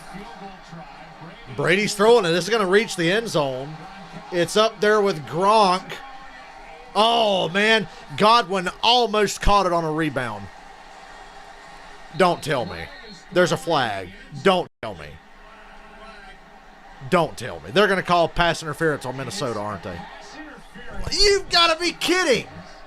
They call pass interference on the Vikings on a Hail Mary. Oh, my God. They just attack Gronkowski. They do, but I mean, Another one that comes in here. It's Todd Davis, the linebacker, the first. That's not much there, though. I've seen a lot. that's on a Hail Mary. They never call this. They never call this. I think that's a terrible call. I thought it looked Bad call. watching it, but there's not. They could call that on it. Brady's going to sneak it in from the 1 for the touchdown. Why? Oh, no, they're going to take the field goal. Shit, I'd try to run a play and get a touchdown here. Are you kidding? 19-yard chip shot. I would try to get the touchdown here. Bruce Arians, what are you doing? Come on, have some balls. Take the points.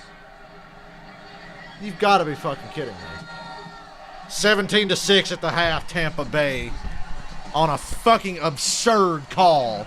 Not to mention beforehand, they leave a second on the clock when there was clearly no time left. You heard me when they're lining up. I was going 5, 4, 3, 2, 1, 0. And right as I said 0, it was when the ball hit the ground. That's no fucking time left. That's ridiculous. Glad the fucking check cleared this week in Tampa Bay. I'm about to send Cameron a voice message. Hey, man, apparently time moves different in Tampa Bay because the fucking Vikings just got screwed so bad at the end of the half. Oh, my God. Now we message Dylan the same because me and Dylan were complaining about the Saints-Falcons last week. Hey, man, remember how fast time moves in Atlanta when you're supposed to have 1 second left and it just disappears? Well, time moves like really slow in Tampa Bay because they clearly had no time left at the end of the half and they just left a second on the board. They throw a Hail Mary. They call ridiculous pass interference on the Vikings to get Tampa the ball at the 1, and they get free points at the end of the half. It's easier to send a voice message than taking the time to top. I'm fired up.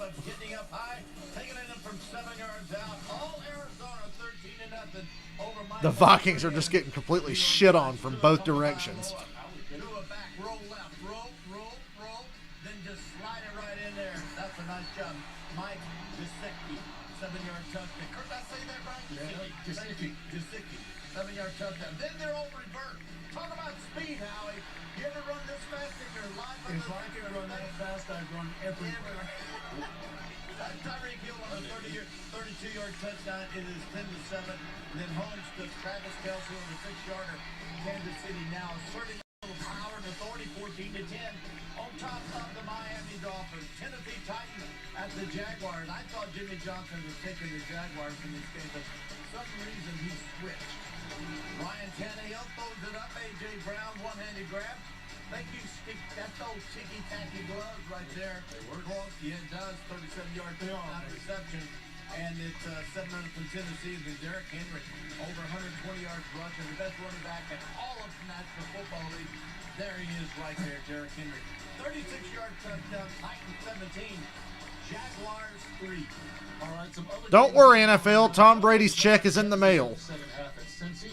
The Bears trying to end their 6-game losing streak. They're cruising against Houston, and the Broncos are on top of Carolina 13-7. That one at the half. All right, Howie. The end of this first half, kind of the way it went for Minnesota. The end of this first half was fucking robbery. But everything that can go wrong. I'll be right back. I gotta go to the bathroom. Yeah, and I think the interference call at the end of the half, really, it's not that dissimilar from the end of the Super Bowl for them. But Gronk, I think, number one, he's so big, he's so physical. Sometimes he doesn't get these calls, but they get that call, which is odd, particularly on a Hail Mary jump ball. But he got it. He didn't get it in the Super Bowl. And how many times did you do a Hail Mary to a tight end? Right. Yeah, hardly ever. Yeah. When you played together for 12, 13 years, then you probably tend to go to him. Let's just talk about this game in general. Well, Tom's comfort level in the system, that's been the big topic of conversation, and I'd say the first half was a great microcosm of that. This is a throw he's made in the seam 1,000 times to Gronk. It's an overthrow. Here he's locked in on Evans early. He comes off late, sees Godwin coming across the middle of the field, wide open, overthrow. Then here on a beautifully thrown ball, 48-yard touchdown to Scotty Miller. Evans runs the deep end, draws the safety up. Terry told me that, so I said it. Good job. You bought that, You know what? When you look at consistency, is the hallmark of greatness. I think that really signifies what Tom Brady has done in his career. And that deep ball right now, it's just not consistent. It's not like what it used to be. But if he can find it, then I think this Buccaneers team can be really, really good. None of us are what we used to be, buddy. You're half the man you used to be? No. I'm about 90%. Oh, really? Still a lot of man, America. Still a lot of man. Oh, my God. And on that note, we will come your way. The Philadelphia Eagles switching to Jalen Hurts at quarterback. He gets his first start facing the New Orleans Saints, who are trying to make it 10 straight wins. Alvin Kamara and company, the #1 seed currently in the NFC. And another half coming your way from Tampa. Tom Brady. Guys, if I ever have 1 second left to live, I hope I'm in Tampa Bay, Florida, and not Atlanta, Georgia. I'm re-mad again about last week. How fast they clicked that last second off the clock to just end the game. And then just now, that second just hung there. Oh, they got one. Oh, pass interference in the end zone. Even though they never call that. Do they ever call offensive pass interference on Hail Marys when every receiver is literally launching off the back of the defender in front of them to jump up and make a play on the ball? No, they don't. Checks in the mail.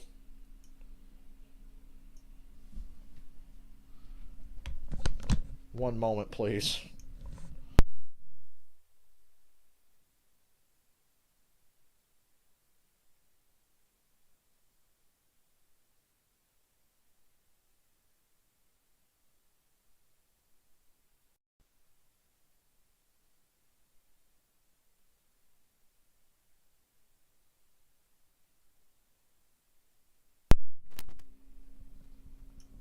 That was the most bogus end to a first half I've seen in a while.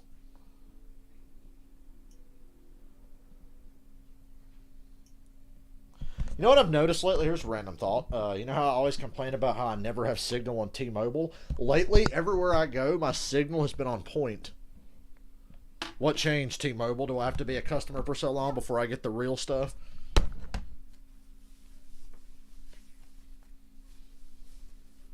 I just watched the Vikings get fucking robbed. And we got a whole half to go. We've got a whole half to go. They've got no kicker. They're catching all the bad breaks.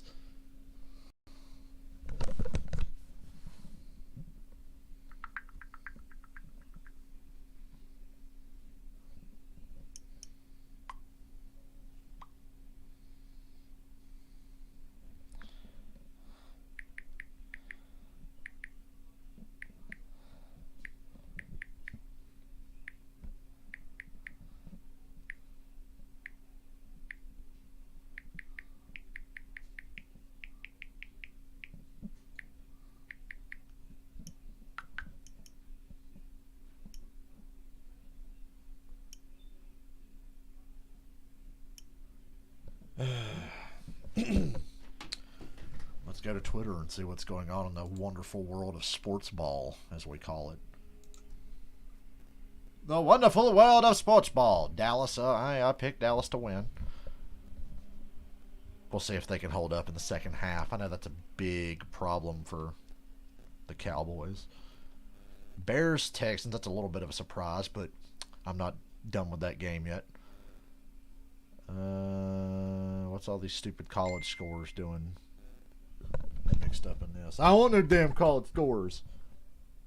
I don't watch arena level football. I watch real football. I watch the NFL.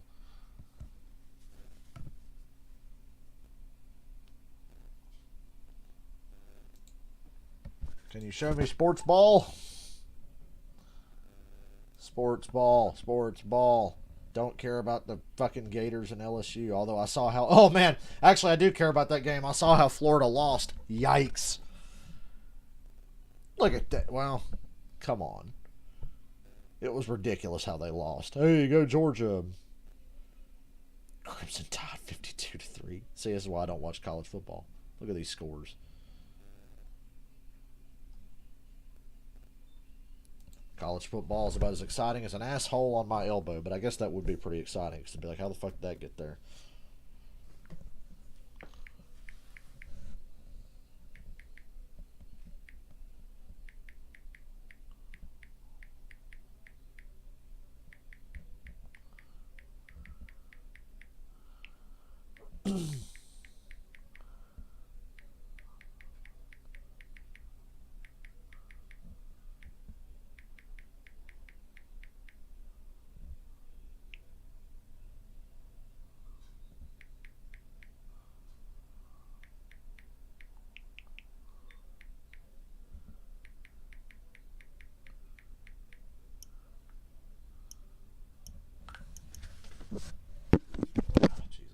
Second half.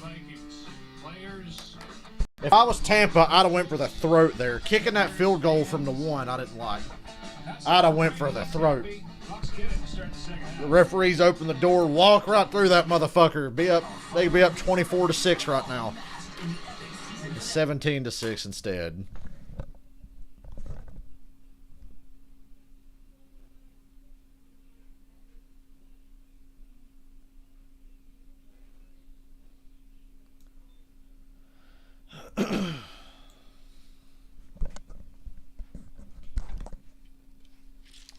I'm so hungry, I can't wait to eat later. It's one of the other reasons I don't want to do a 4 o'clock game. Because I want to eat in peace.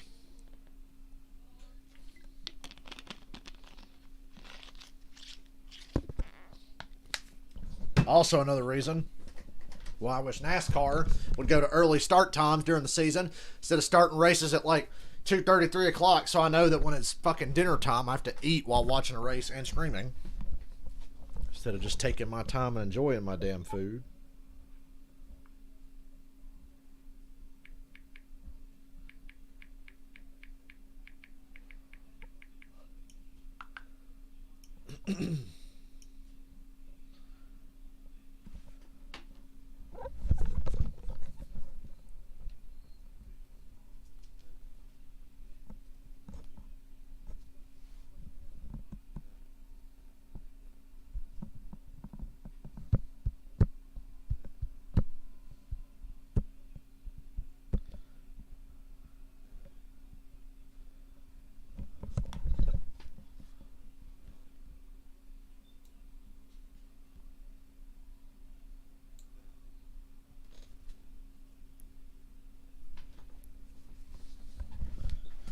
Will the real Arizona Cardinals and the real New York Giants please stand up? Hold on. I gotta see what people are saying about the Bucs and Vikings deal. This does not sit right with me, ladies and gentlemen. Ladies and gentlemen of the jury.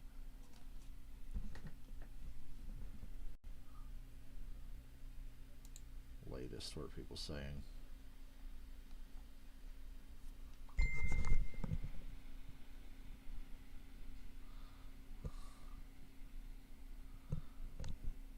Nobody's talking about how they got fucking snowed.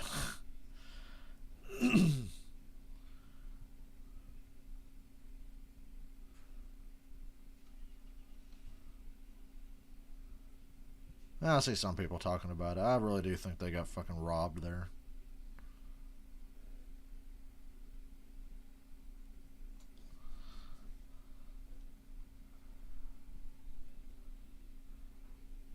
Oh well.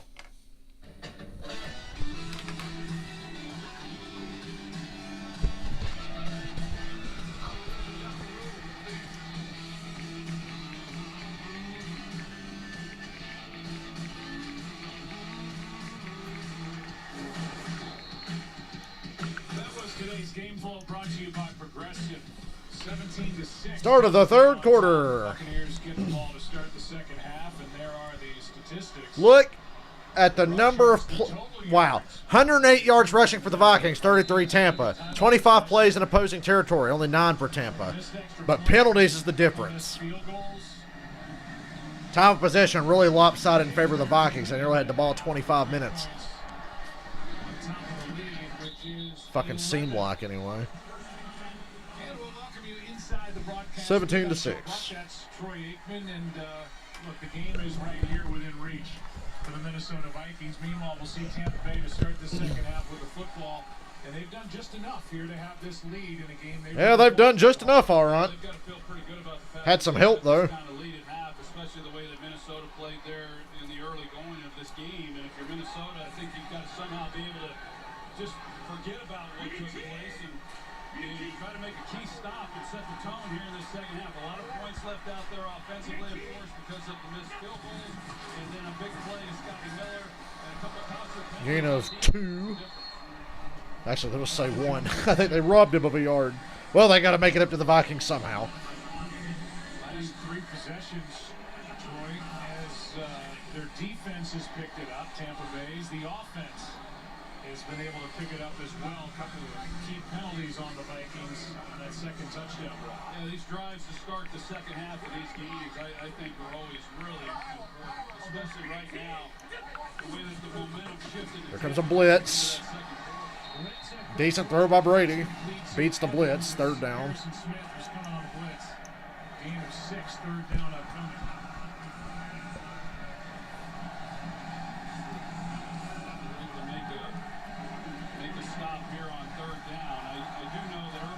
Got to make this stop. It'd be a big deal.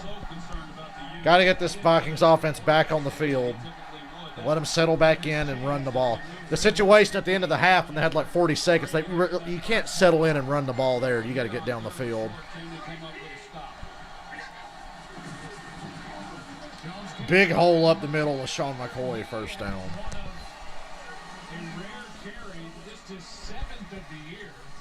As I said in that first half, I told you -1 rushing yard. And he gets 10 here in the first down. Big hole. A big hole, yeah, that offensive front. Remember, kids, LaShawn McCoy still plays.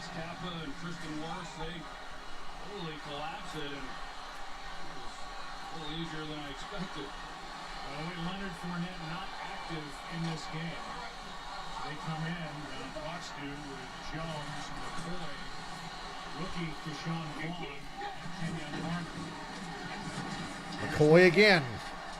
Gain of 5. Good runs back to back. This one for 4. Really good run, showing some of his trademark quickness and elusiveness, and he is the guy. He hasn't gotten a lot of work this year, but when you think of Tom Brady there in New England and the guys that he had in James White and being able to work those backs out of the backfield in the passing game, that is one of the things that has been missing in this offense for Tom Brady. When I pointed out earlier him not having a place to go with the ball right away, he always had that with one of those backs. In New England, McCoy can be that guy. There you go, McCoy again. Nice cut. Gain of 4. 3rd and 1. They're getting LaShawn McCoy some work today, man.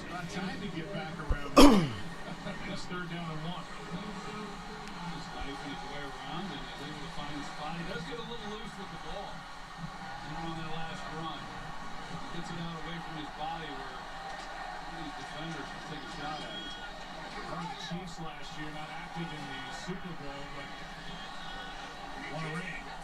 3rd and a long 1. They go McCoy again. Breaks it to the outside. 40, 35 out of bounds. He could have got more out of that. He was a little too quick to run out of bounds there, in my opinion. 14 yards over the right side. Well, Gronkowski, he's able to block the edge, and then as you see, there's no... Well, this is taking the Vikings completely off their game. Who'd have thought they'd come out handing it repeatedly to LaShawn McCoy? As opposed to scraping off the edge, just with the block by Gronkowski. Maybe this is why they haven't been using him all year. Still in the game. Actually, no, they're back to Rojo now. Play action. Brady going up top. Great catch on the sideline. 1st and goal. Mike Evans.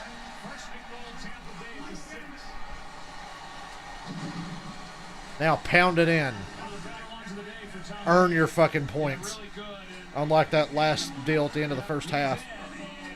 They reduced the split from where he lines up, so you see that there's a lot of field then. You collapse the defense towards the ball.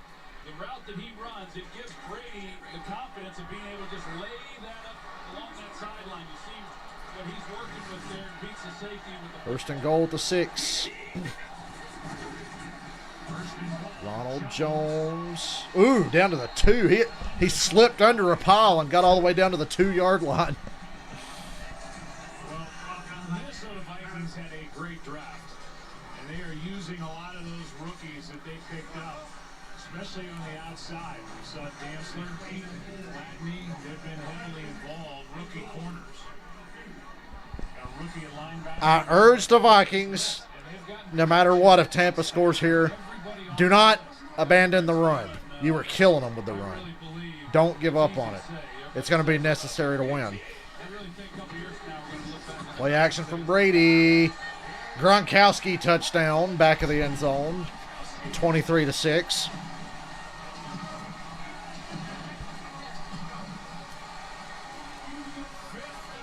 Now the Vikings are in trouble. Of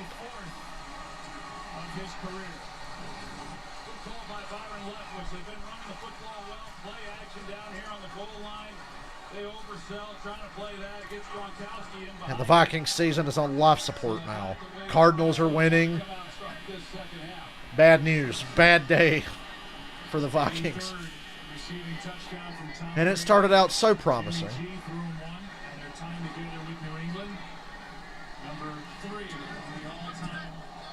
And they missed the extra point. So it stays 23-6. A missed extra point to the right. 23-6. Let me do that math. 17-point game after Gronk finds it.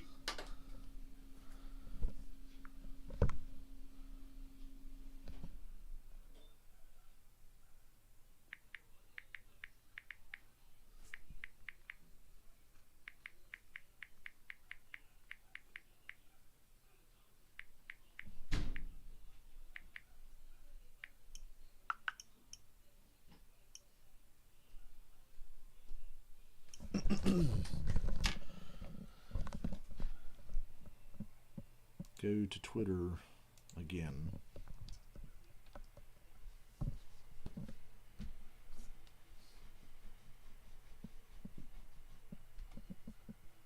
I don't know why Antonio Brown's been trending all day.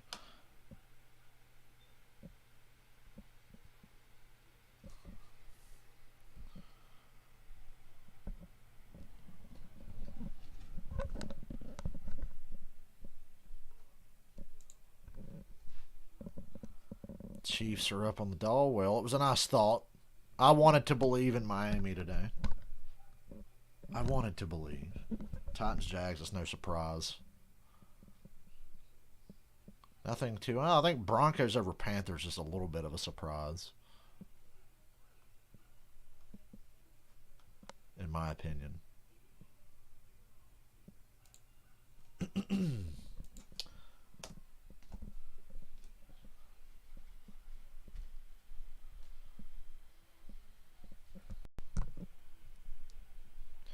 The NFL is already plotting. How do we make it up to the Bucs that they missed the extra point? I'm sure they'll think of something.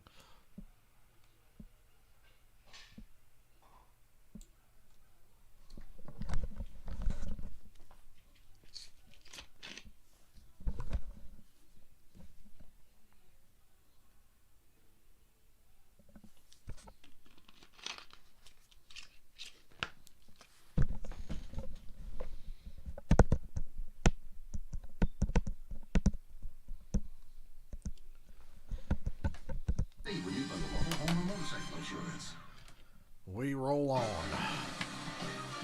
Well, they won Super Bowls together. Ended up taking a trade to get Gronkowski in a Buccaneers uniform. And moments ago, back in the end zone, up to get it. The Gronk. 17-point game here in Tampa, Florida. The season's gone along. They definitely, this offense has been dissected by so many people throughout this season, but they definitely, or Tom Brady has, been able to get some things in the offense. Hey, they're playing Jump On It. I got to be coming up on that episode of The Fresh Prince in my box set. Considered the league's most prestigious honor, the Walter Payton NFL Man of the Year Award recognizes NFL players who not only exhibited excellence on the field, but whose passion to impact lives extends beyond the game, has led them to leave a positive legacy in their communities. This year's nominee for the Vikings is Eric Kendricks. For the Buccaneers, Mike Evans. He helped set up that last touchdown. It takes all of us to make a difference. Vikings start at their own 25. Come out throwing. Immediate pressure on Cousins. Dalvin Cook drops a screen. Incomplete. Before he secured the catch. Pressured by Sue on 2nd down and 10. See the last 3 very frustrating possessions for the Vikings, who got off to a fast start. Scored the first points of the day, missed an extra point, and now 23 unanswered. Put up Dalvin Cook looks sore on the sideline. Well, if they end up losing him, they're done.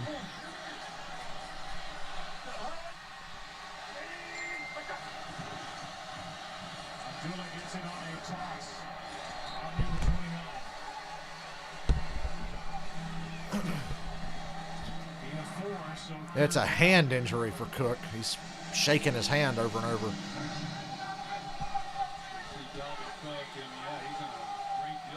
Damn. He must be really hurting.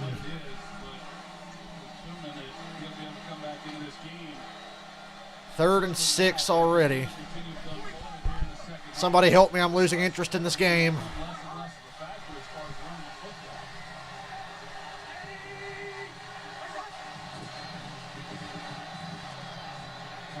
Cousins has all the time. Nice catch on the sideline. Cousins almost held it too damn long, but he made a nice play. First down. Boy, they needed that. Sue's been all in his face today. That's a great job by Kirk Cousins, just keeping the play alive, managing the pocket. You know, you can tell he's sensing the clock. Here comes Dalvin Cook back in. Just hanging in there and being able to deliver the football. That's good work. And Kirk Cousins, he's been playing some of his best football in the second half. Got to finish these drives. You're down a kicker. He's going to need every bit of that today. Play action with lots of time. Throws it short. Gain of 7. Carlton Davis out there to deliver the hit. So we'll keep eyes on Dalvin Cook. Just settle in. They were doing everything right on offense. He has fumbled 4 times, lost 3. Mahomes and Hill got touchdown. Sweet. He started last year. See how he's able to handle the ball when he gets it. 2nd and 2.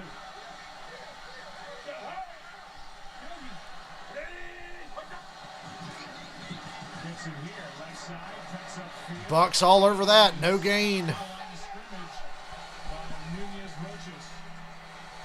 3rd and 2 again. Nunez Roches, I mentioned earlier in this game how they missed Villa and he's the one, Nunez Roches, who stepped in, and I think he's done a heck of a job. I mean, you don't replace a guy like Villa, but for him to do the things that he's been able to do, it's the reason why this run defense, even though Minnesota's had success on the ground today, Tampa Bay has been really good throughout the year, and he's kept that going. Play action. The fullback's wide open. Spider 2 wide banana gets the first down. Runs near the 40. Dalvin Cook. Devin White made a nasty tackle on the sideline there to get hand down. Completion for a first down. Spider 2 wide banana for the win. Ham, and you know, we don't see a lot of these fullbacks, but someone like him is as agile as he is and as versatile as he is. He's able to make key blocks. Boy, Kansas City, really, it doesn't matter what the score is. No matter how big they get down, I'm never going to be like, oh, man, game's over. I'm going to be like, oh, here they come. Like, just wait. Minnesota's putting a drive together. They're at the Tampa 40 now. Down by 17. Play action again. Still working. Good protection. More Spider 2 wide banana. Boy, when's the last time you saw a fullback get this much work on consecutive plays? You go, Gary Kubiak. Was a consultant last year. That's an old school coach right there, Gary Kubiak. Former OCs, now the head coach of the Red Hot Cleveland Browns. Well, Gary Kubiak's been doing it a long time. You know, he was an understudy of Mike Shanahan there in Denver. Of course, he backed up John Elway all those years. And Mike Shanahan was also the head coach. Learned that offense. We're seeing it in San Francisco. And it's been seamless with Stefanski going on to Cleveland to be able to have a 2nd and 5. Draw. Gain of 4. Man, they stripped Cook, but it bobbled up in the air, and he pulled it back in. That was almost a disaster. 3rd and 1. Bailey struggling, down by 17. Stay settled in. Keep doing what you're doing. These 3rd and shorts, you can convert these all day. And you got 4th down if you want it. Which, with the way Dan Bailey was kicking and the score of this game, yes, you're going to take it. They settled for a field goal, but the way that Tampa Bay's controlled the clock as well, and they've been driving the ball the last few times they've had it, you just start to question how many possessions you're going to actually get. 3rd and 1. They go fullback run short of the first. I think you go for this. Once again, working the fullback. It's going to be 4th and like half a yard. Go for this, obviously. To me, this is the game right here. 5 minutes to go in the third. Clock running, down by 17. This is the game, 4th and inches. Yeah, I think the Cardinals have the Giants covered. Good to see the Cardinals get back on track, and really good if you're a Washington fan. Which you are. 4th and inches. They're just going to straight run it with Cook. Gets the first down. Barely. That spot is barely, but they got the first. Vikings first down at the Tampa Bay 30. Just like a sledgehammer coming in there on 4th down and less than Cook is feeling it, though. I can tell he's sore. He's playing in the NFL back in his home state of Florida. Which game are you wanting me to stream? What, Washington and the 49ers, right? I'm going to take a break for the 4:30 game and be back at 8:20.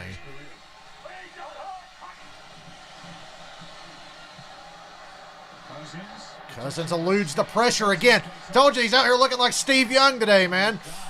Gain of 5. To the 25. A gain of 5. Let's say hi to Carissa Thompson with a game break. Hello, Joe Bucs. Here's the Cardinals touchdown there. Yes, sir. Kenyon Drake. 20-0. Washington, don't fuck this up. Now, do not take the 49ers lightly, but don't fuck this up. Well, that's the team that could give one of these two teams heartbreak at the end of the year. Getting into the postseason. Nice long drive for the Vikings here. Dalvin Cook lines up as a wide receiver. Empty backfield now. Cousins throws it in the dirt. 3rd down. It's 4 down territory, so it's no big deal. He'll run a draw here. I'd like to run the ball here if I'm them. I'd like to be a little creative with it. I don't want to go between the tackles or up the gut or anything. But you know you're going to go for this on 4th, so I say run it. Don't put yourself in a position for a negative play like we've seen on these 3rd downs. And yeah, Cousins had a wide open Thielen. Okay, they're going to go empty backfield. 3rd and 5. I think it's a false start. It's close. Both sides are pointing to each other. You have to get a slow-mo instant replay to see who jumped first. I thought it might be on Tampa Bay, but They call false start. That's what I thought.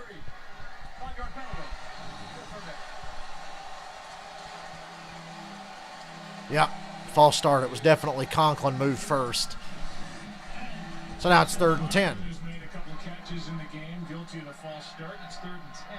well, now this becomes a big 3rd down as to whether or not they can give themselves a reasonable shot on 4th down. If they come up short. 3rd and 10. It's a screen, and the Bucs are all over it. Couple of missed tackles, but they only gained about 3 yards. 3rd and long. 4th and long, excuse me. Pick up a 4. It's 4th down. Well, Dan Bailey and the specialists, they were over there about to run out onto the field, and then they got summoned back to the sidelines. What do you do here? It's 4th and 6. Dan Bailey wanted to try the kick. They ran Cook 8 straight plays. And it looked like in that game. And it looks like the Vikings are going to go for it on 4th and 6. They're probably going to have to call a timeout. There's only 12 seconds on the play clock. 10. They're lined up now. Timeout. My instincts were correct. Strategically, because you've got a kicker who's struggling the way that Dan Bailey has. They pass on a 44-yard try. It'll be 4th and 6 after this commercial. Down 17. Don't bust that nut just yet. We'll be right back. After a word from our sponsors.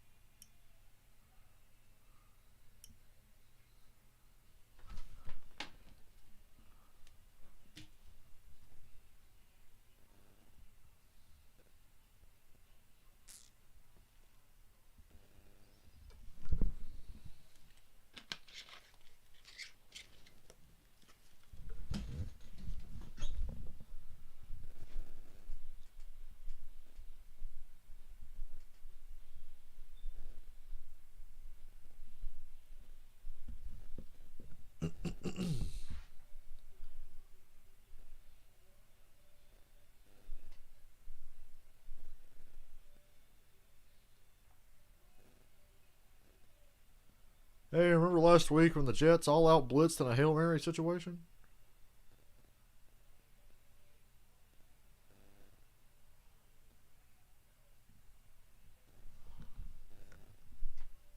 I like how that was in that commercial they keep showing today.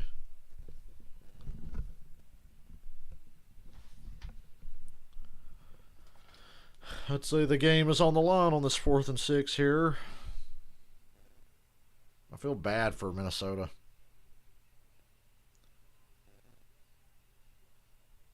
They got some decisions to make in the offseason, I think. On the Fox Sports app. Don't want to wind up like Atlanta and keep coming back and doing the same thing year after year with the same fucking retarded coach. Although Mike Zimmer's a much better coach than Dan Quinn ever was. But I'm just saying, you don't want to hang on too long like we did. 4th and 6.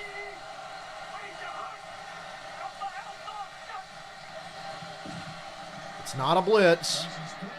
Conklin, first down. He's got a first down. Tampa didn't bring pressure, and the 4 they rushed didn't get there. Conklin's a big dude. He's slow, but he's big. I see Derrick Henry has a routine 180 yards and 2 touchdowns today. Just saw that scroll across the bottom of the screen. Vikings in the red zone. Drive still alive. Got a flag down. Levante David did everything he could to hold Cook down.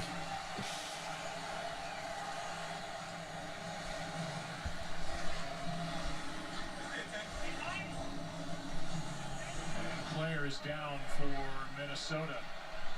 It looks like they were signaling that the penalty is going to be Offside. Offsides on Tampa. Lined up in the neutral zone. 5-yard penalty.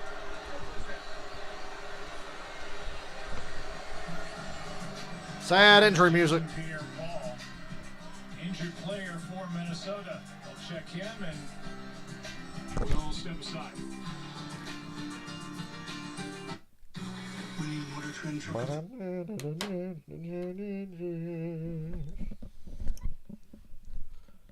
Should be with violins.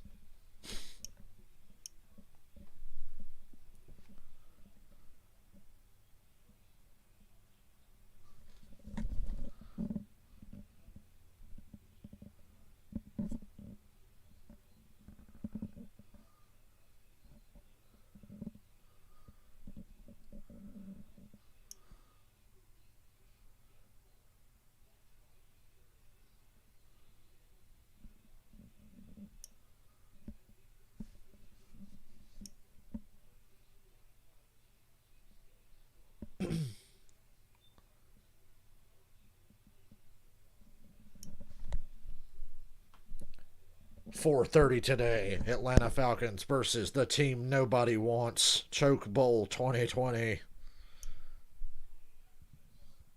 That would be a fun stream, but my vocal cords are saying, please give us a break today.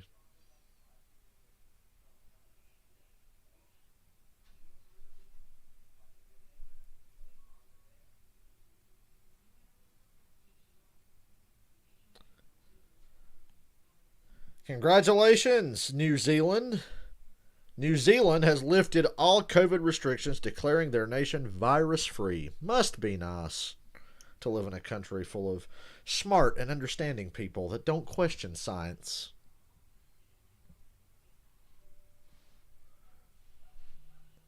Giants finally scored. Miami got a fumble recovery. Minnesota scratching and clawing to try to keep hope alive here. This is a really long commercial break. This is a painfully long commercial break.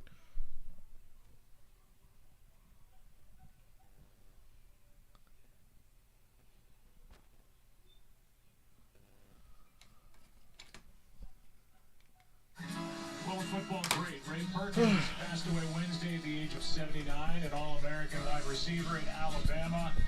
5 touchdown passes from Namath and Stabler. Colts from Johnny and First and 5 from the Tampa 14. succeeded Bear Bryant at Alabama, coached these Bucs. Good protection again. Cousins hits him. Touchdown, Minnesota. Beautiful. Irv Smith. These other tight ends are stepping up today. Rudolph's not playing, and Conklin and Irv Smith are having an impact.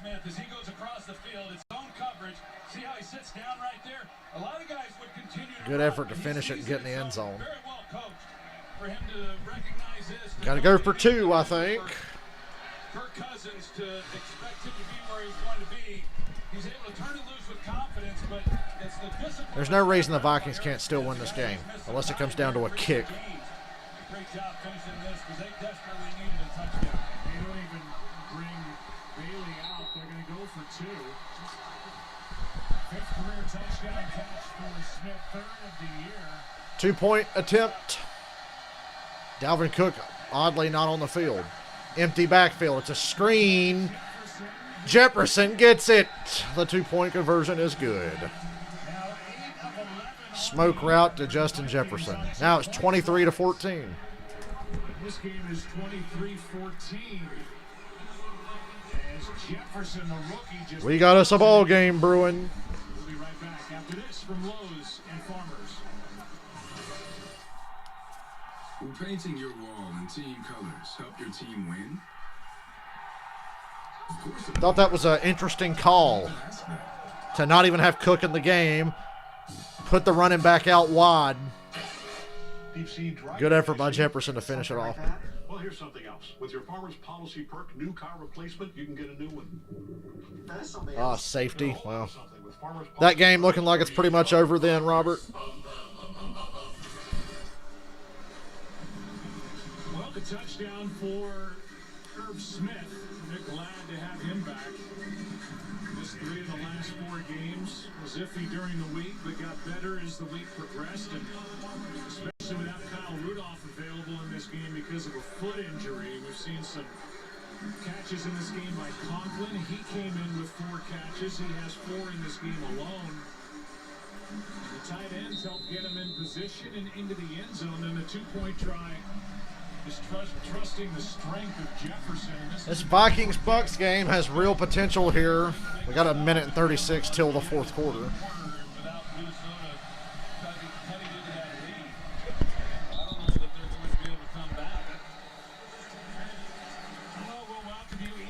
The broadcast booth, and we'll talk Kirk Cousins here for just a moment, Troy. He's done some things here over the last 2 years. Last season, he got a playoff win on the road against the Saints. This year, he won on a Monday night, and all year, he's been really good in the fourth quarter of ball games. Yes, he has, and I think that the fact that he's brought this team back this year more than he had at any other time, it makes the next time you get into those situations a little bit easier. And the reason for that is you put less pressure on yourself. So now, I think he'll play a little looser. He knows that he can do it. He's done it several times this season. Offsides on Minnesota. We'll see whether or not he's able to do it today, because I think he's going to have a chance. Offense, number 74. One-yard penalty. First down. That's Ali Marquette, who was guilty of a false start. 9-point game, 1:36 left, quarter number 3. Last week, Joe, at the Jacksonville game, when I was watching it, Dan Bailey had those struggles. We talked about it, whether or not he'd be back. Never mind, they said false start on Tampa. It looked like offsides to me. 2nd and 15. Here we go. Now the Vikings are getting Mr. Brady in uncomfortable territory. That missed extra point by Tampa made it really easy for these guys to get back in the game. My opinion. Not really my opinion, but it's just basic math. So ignore me, I'm stupid. 2nd and 15. AB. Nice gain. Gain of 10. 11, actually. 3rd and 4. Opportunities. He gets targeted a fair amount in these games that he's played. This is his 5th game that he's been with the club roughly, and so he gets his chances. His longest completion is 25 yards, and he's only averaging coming into this game 8 yards of reception. He's haven't had the big play ability. Bucs. Third down, incomplete. 3 and out. And the Bucs have to punt it right back to the Vikings, and their offense was rolling on that last drive. Brady threw it low. It was double coverage. Scotty Miller's doubled, and Brady tried to throw an interception.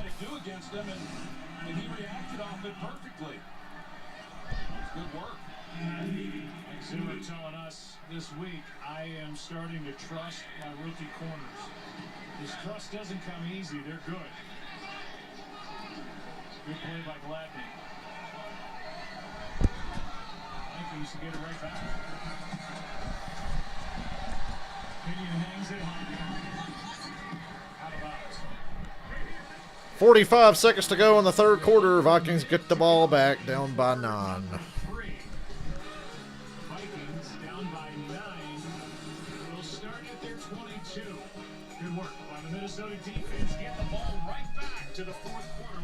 Just out of morbid curiosity, what's going on CBS right now in the game that I don't care about?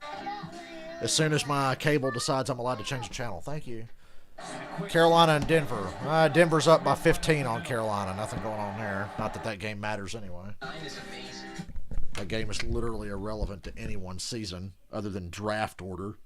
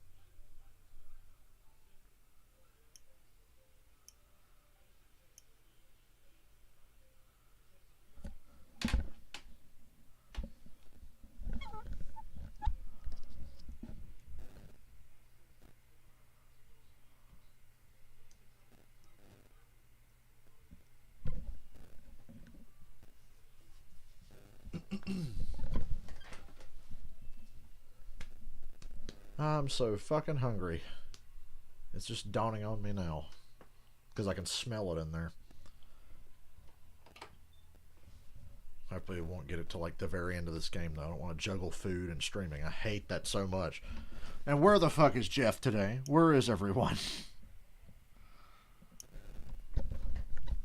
Where the hell is everyone?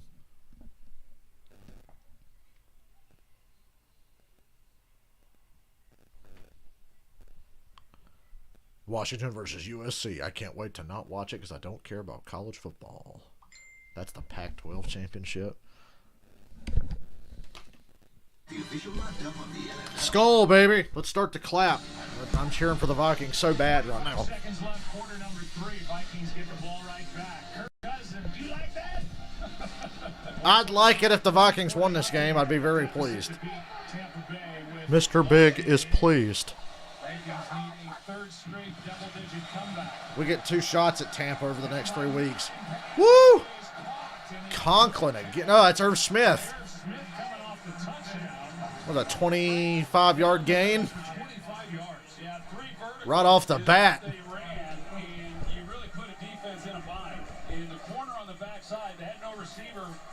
Big play for the Vikings to get the drive going.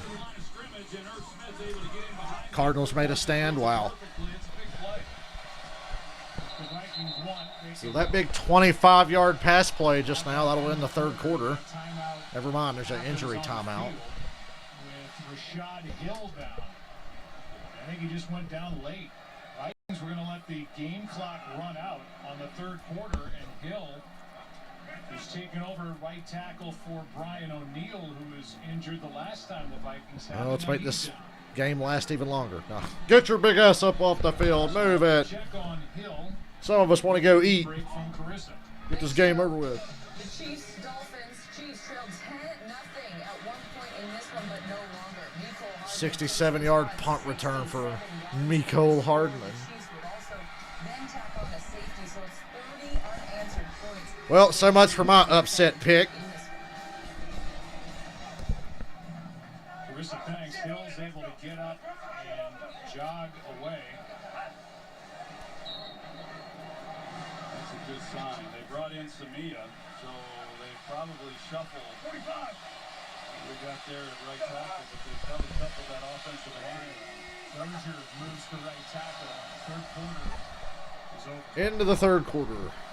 Finally. And then Samia Finally. comes in at guard. And we are through three quarters. Good ball game now. 9-point affair. Fox NFL Sunday returns. Can the Vikings pull yet another dramatic game out of their ass for the third week in a row? Can they do it? I hope so.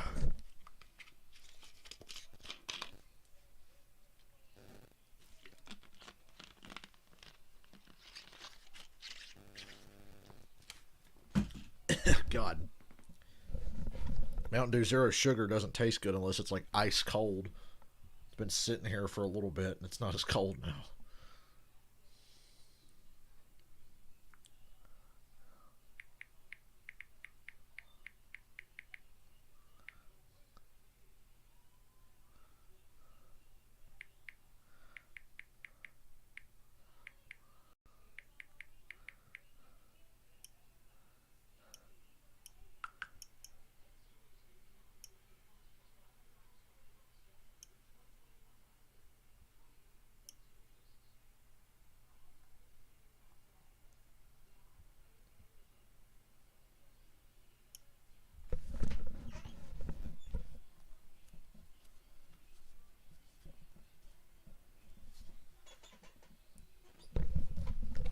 Skull. Skull. Skull. Skull.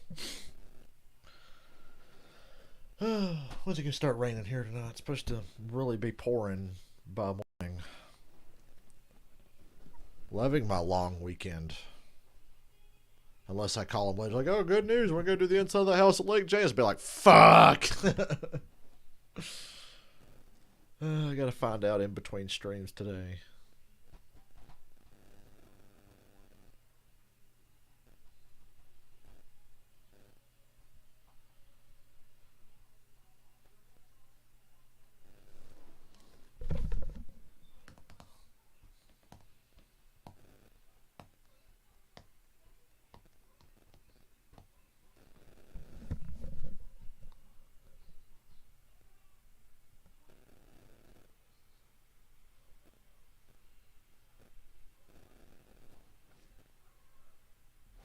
And we're back. Fourth quarter. The silence is deafening. Passes best across the NFL. Kirk Cousins in the fourth. It's where we are. Draw play. And 4. That number, quarterback rating, is the second best in the last 30 years in the fourth quarter. Russell Wilson with the best mark back in 2017. So they ask for more magic from Kirk Cousins again. Second down and Second 6. and 6.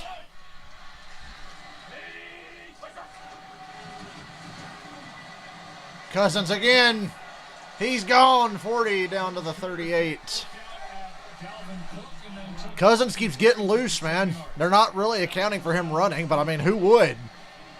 Justin Jefferson has been targeted 6 times today, but just 2 receptions, and these are the things that typically young receivers struggle with a little bit. All that green grass, I mean, how could you not run? And here come the Vikings again. And what he's able to do, but I think other than quarterback, it's hard to come in and play early as a wide receiver this week. We've seen guys do it. It's not easy, and he's made it look a lot easier than it really is. Play action. Cousins again makes another man miss and throws a fucking strike to Irv Smith. First down, gain of 10. What a throw, and What a catch. I don't know what was better, the throw or the catch. Yards and a touchdown without Kyle Rudolph in the lineup in this one. Dalvin Cook comes up and he gets just enough. And Cousins. Yeah, Cousins almost got blown up there, but Cook got that DB just enough. Ooh. And Cousins doing a good job of rolling out of the pocket and avoiding pressure. They mark him short of the first. That was a first down, so they're going to say second and 1. He got the first down, in case you were wondering. Ooh. It's Conklin again. Now he gets the first down. First down. You know, Joe, this Minnesota team, we talk about it. Everybody around the league talks about how they run the football, and they certainly do, and they're good at it. But I don't think this passing game gets enough credit. It really reminds me, this offense, of the offenses that I was a part of. We didn't throw the ball a lot, but when we did, we were really good at doing it. This offense is second in the NFL in yards per pass. So yeah, they don't lead the league in passing, but when they do throw the ball, they're as effective doing it as anybody in the game. Oh, my God. Ah, Cook got tripped up. He had a monster gain going, got tripped up, and it's only a gain of 8. He hit that hole running so fast. He was like beyond full speed before he ever crossed the line of scrimmage. They get the play action going. They get Dalvin Cook going with the running game and some high percentage passing. Cousins put the ball where he needs to.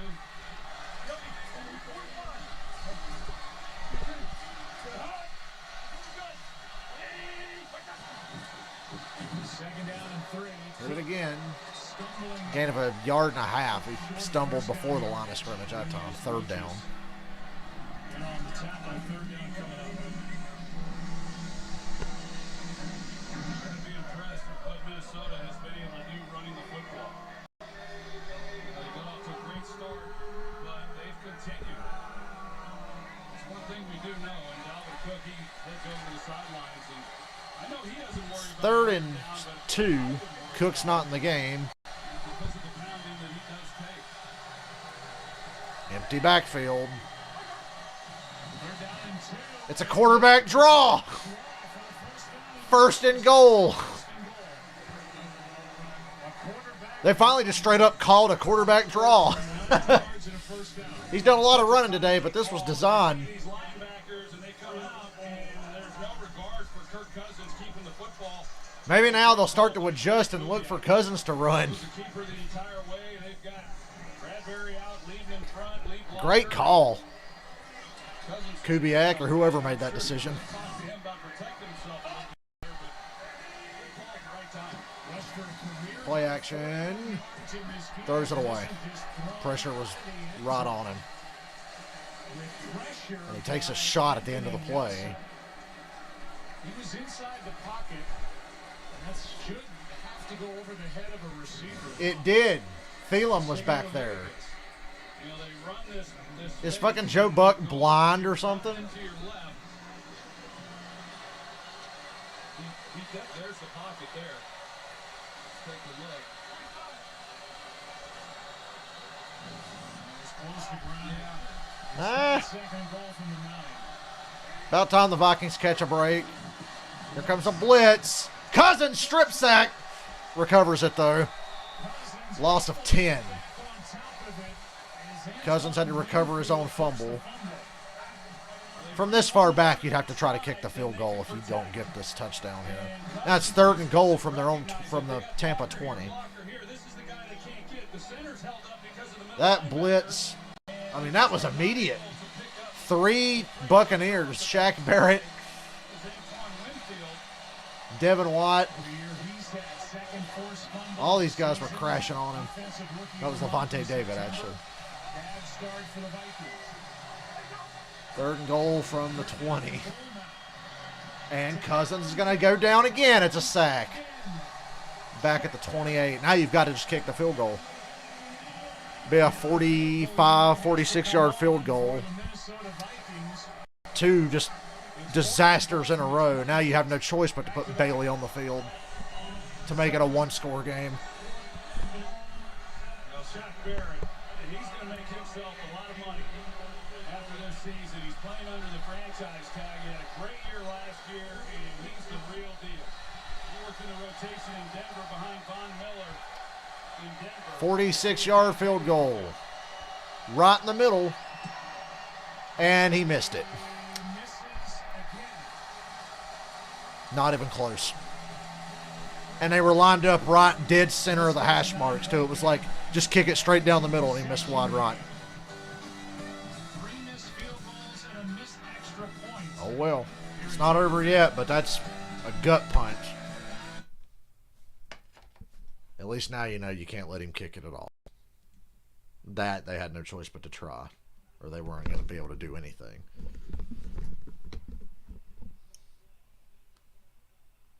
This is the Dan Bailey game if you're a Vikings fan. What's with the Vikings and cursed kickers?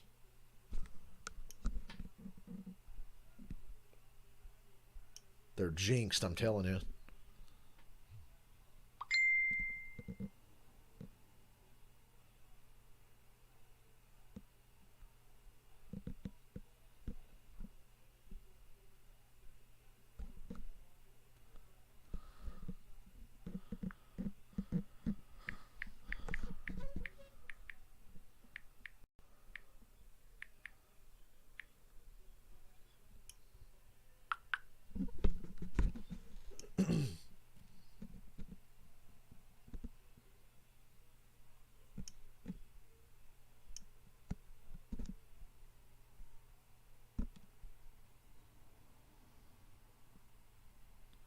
Breaking news, Pierce Morgan denies he's the Home Alone pigeon lady. Man, I need some Christmas stuff to watch. I need to watch Home Alone. I ain't watched it in so long. I might watch it tonight because I don't think I'm going to have to work tomorrow. It's going to rain a lot this week. Probably have to work Tuesday, though. We catch a break Tuesday, but then Wednesday it's going to fucking rain again.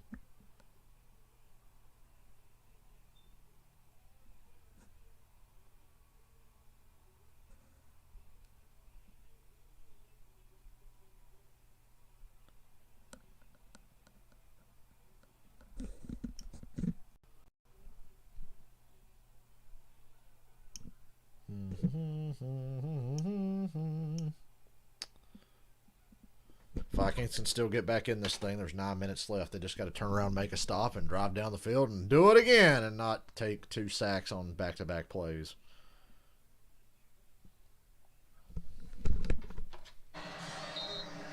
Here's where we break down Dan Bailey's terrible kicking game. I mean, against the other team. It doesn't matter who. I can tell you, with no rooting interest in this game, I was rooting for Dan Bailey to make that field goal. Yeah, that's a terrible field. Yeah, it's hard Ronald to Jones for a gain of 2. Just got to make a stop. The clock is your enemy. Tampa, I would almost expect to just run the ball twice and maybe throw on third down. You see his day after missing a field goal and 2 extra points last week. And because of those back-to-back sacks, I hope there's a good kicker on the market. They need one. Tampa snapping this ball a little too quick. Brady's trying to throw and damn near intercepted. It's incomplete, but it was into double coverage again. Harrison Smith was all over it. Third down. Stops the clock as well. That's Brady's second big attempt at trying to get an interception today. Dan Bailey is really what Todd Bowles and his defense did. The Minnesota Vikings were rolling along. They've got a good drive going. They're running the football. Cousins is play action, hitting some key passes, and then he brings some pressure. Has to throw 3rd and 8. a couple sacks, and Vikings are showing blitz. I don't know. And it's a blitz. Here it comes. Brady gets rid of it quick. AB's wide open, first down. I didn't like that. I didn't like that blitz on that 3rd down. How the chips have all been pushed into the middle of the table by the Buccaneers this season on their touchdown drive, Troy, to start this second half. They had contributions from players. They sit on the ball and run it. 28 Pro Bowls. That doesn't include Antonio Brown, who's got 7 himself and is a full-time All-Pro. Look at that time of possession. Rojo breaks a big run to the outside, first down. to the Minnesota 36. They totally fucked themselves blitzing on that 3rd and 8. He missed a tackle, and it's a 16-yard carry by Ronald Jones. Gladney had a shot at him. He comes up, and he's the support defender, and Ronald Jones just puts a move on him. Gladney not able to make a play.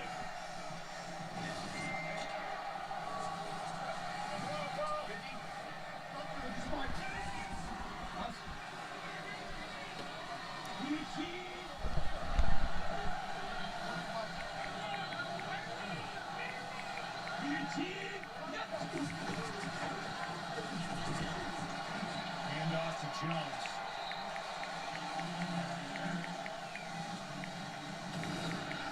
This is the early part of Week 14 on Sunday. Here's what's coming up next on Fox. Saints and Eagles. Jalen Hurts gets the start. Packers and Lions. Alex Smith, Washington football team, and the 49ers, and Justin Herbert, who we will see on Thursday in Vegas. Jalen Hurts making his first start. Yeah, I'd say your boys in Washington are the definition of a half team. Big play for the Vikings there to make it 3rd and long. But they're up against the clock here. 6:30 to go and running. Down by 9. Loss of 3. Sure was. DJ Wano, he did not play in that win over Jacksonville, but he's another one of these rookies that was brought in this year. I think he's got a bright future. You look at him, I mean, he's got the perfect body type for what Mike Zimmer's looking on the edge rusher. You think over the years, the Neil Hunter type guy. 3rd and 10. It's a screen to Antonio Brown. Nice gain to the 30. They're going to be able to kick a field goal here. Run this clock all the way down and kick it. If they miss it, look out. He missed the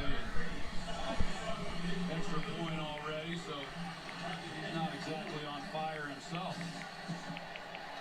His 3rd extra point miss of the year. This will be a 48-yard drive. All within his range. 22 of 24 for the season.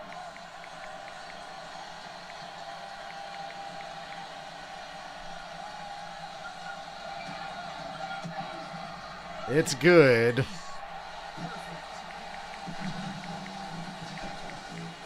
3 points added to the total.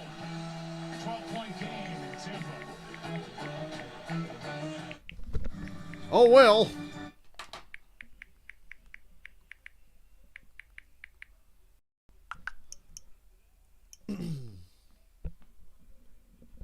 Dolphins scored. How much time is left in that game? I'll just scroll up and see.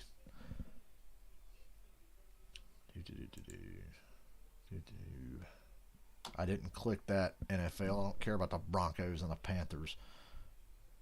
12, yeah, I mean, Dolphins still have a shot to get back in that one. The Vikings, though, they're up against it. It's 5:16 to go. They're down by 12. The good news is, even if you can't make an extra point or can't make a 2-point conversion, 2 touchdowns will tie this game. So they got to go quick, though, and I don't know if they're not really built to score quick, I don't think. So I feel like advantage Bucs here, but we'll see.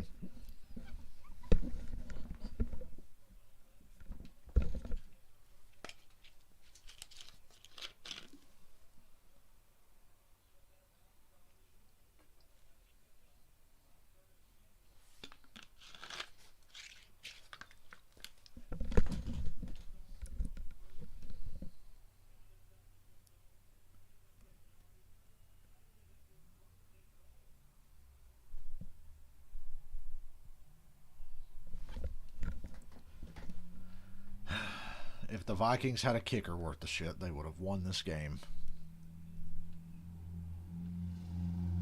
But that's the Minnesota way.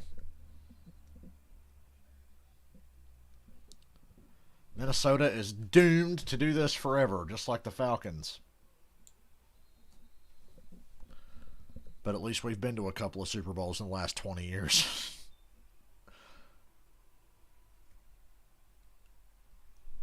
Poor Minnesota. It's been a minute, ladies and gentlemen. The 70s.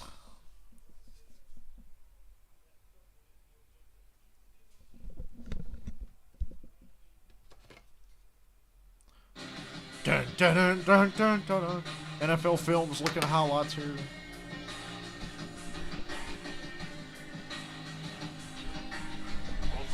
The Bucs still have a lot of issues, but they got by today because the other team had a bad kicker.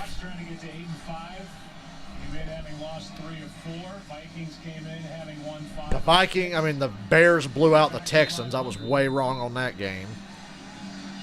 That's sad. The Bears finally woke up from hibernation.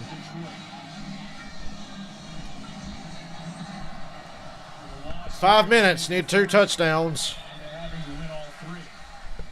2-minute drill from here on out. Absolutely cooking this season, putting up juicy totals on the ground, averaging 114 rush yards per game. Well done. If you drop in his receiving total, he's over 140 scrimmage yards per game. Slicing through defenses with nearly 6 yards per touch. Last running back to put up masterful numbers like that. Also called Minnesota home for several seasons. AP, Adrian Peterson. Well, a lot of players got into cooking this offseason. Yeah, Incomplete. It was a screen. Cousins missed and threw it low. First 100-yard game against the Tampa Bay defense. That's some good karma for your fantasy team to turn around that fast. Since Chris Carson did it to him. I found my best fantasy weeks were late in the season as well. The couple of years I played. Maybe next year I'll play to make this stream and stuff interesting. I don't know. Cousins eluding pressure again down the field. Ooh, should have been intercepted.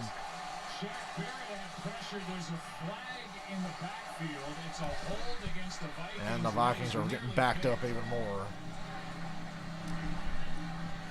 Davis had a shot at it. Holding. Offense number 76. Well, Cousins got hit in the fucking face. Jason Pierre-Paul forearmed and elbowed Cousins right in the goddamn face and no flag for it. That's actually what I thought was going to be the call. Instead, they got the Vikings. God, he got just punched in the head. And instead they call a hold on Minnesota.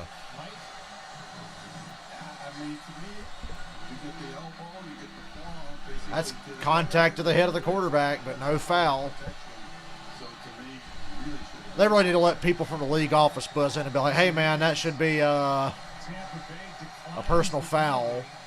Tampa declines the hold, makes it 3rd and 10 instead of 2nd and 20. And it's 4th and 6. Obviously, you just got to go for it now.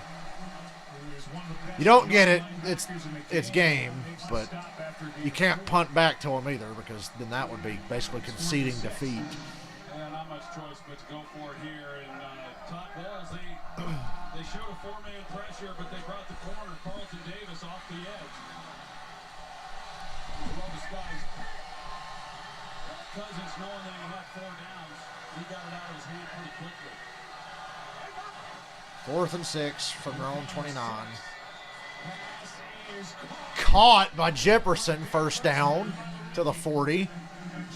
Not an easy catch. His abilities with a 12-yard catch. Well, this is actually a good throw by Kirk Cousins. Hell of a throw. Good job by Jefferson to hang on to that.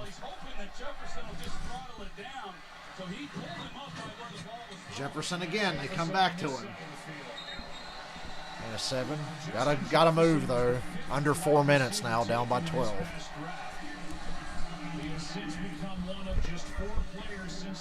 Them Giants are pesky, aren't they, Robert? And the Giants are oddly very clutch, so yeah, it's not over.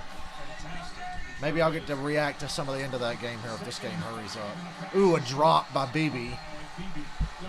3rd down. When you watch Justin Jefferson, is he has great body control in being able to to just move and make plays on the football regardless of where it's thrown. And that last reception, I'm sad. I didn't get to see a lot from Justin Jefferson today. He's only got 4 catches for 39 and a 2-point conversion. It was a good throw by Cousins because he put it where he had to put it, but you're just hoping that the guy can make the adjustment, and Jefferson was able to. 3rd and 5.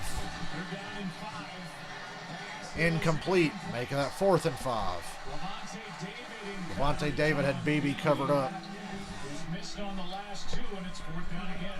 That gives you an idea about Levante David as far as being able to run with him. Because Now look, the talent on that Tampa defense is shining through here in a critical late game situation.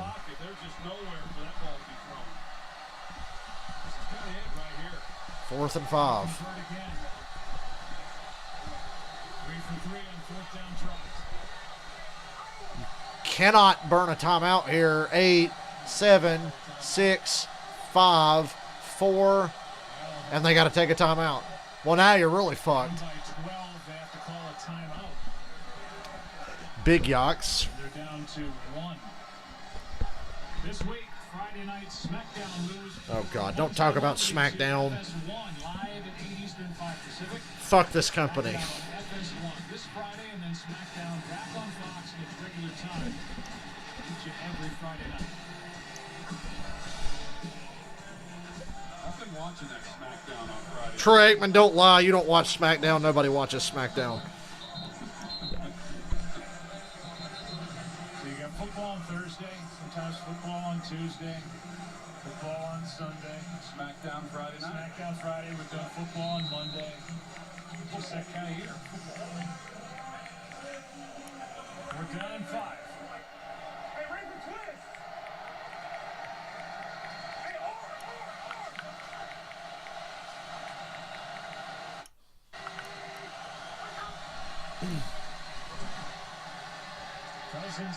And it's caught. 1st down to the Tampa 45, but they're down to 1 timeout. Under duress. Dominican Sue is right there for Tampa Bay. Yeah, you're not kidding, Joe. It's Cleveland the right guard. Sue's right there. Tampa can't put Minnesota away completely. He has no other choice. He's got to hang in the pocket. There's going to have to be an onside kick in here somewhere. That's as good as it gets right there. Try that hypnotizer shit the Cowboys ran. Cook out of bounds, gain of 6. Stops the clock with 3:03 to go. I'd almost have to take a shot down the field here. Yeah,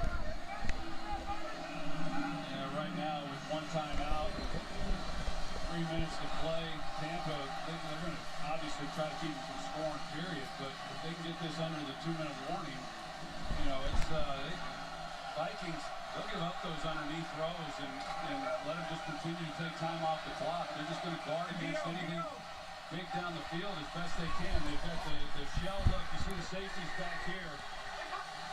2nd and 4. Cousins goes down. It's a sack.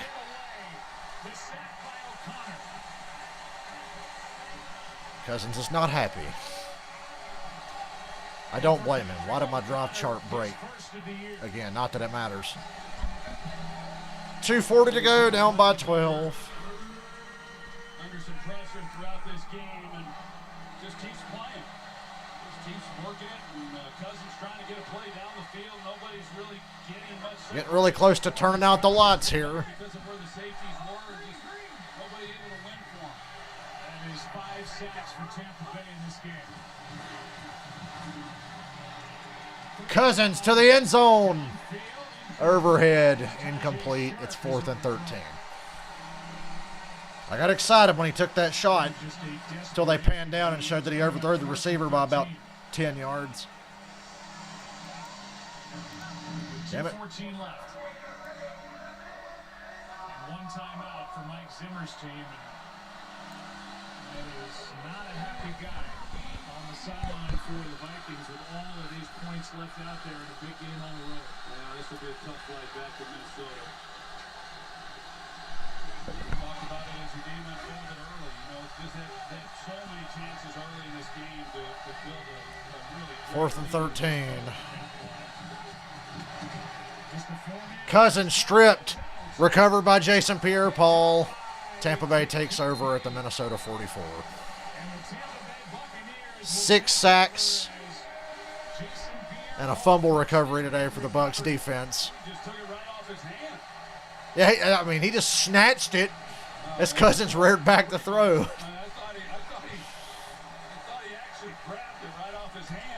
I'm going to hang around and see if we get any bonus coverage here in a couple of minutes.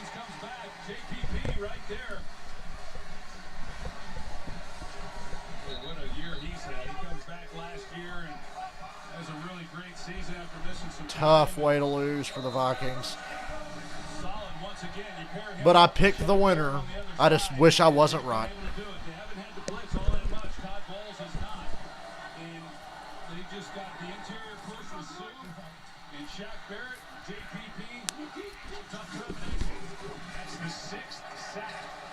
There's the 2-minute warning.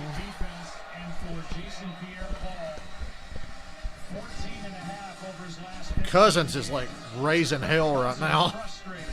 He's not alone on that sideline. 2 minutes left in Tampa, Florida.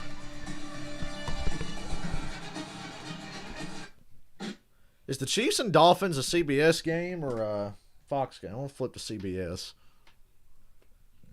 Panthers and Broncos still have 4 minutes left, though, so I doubt I see anything on CBS.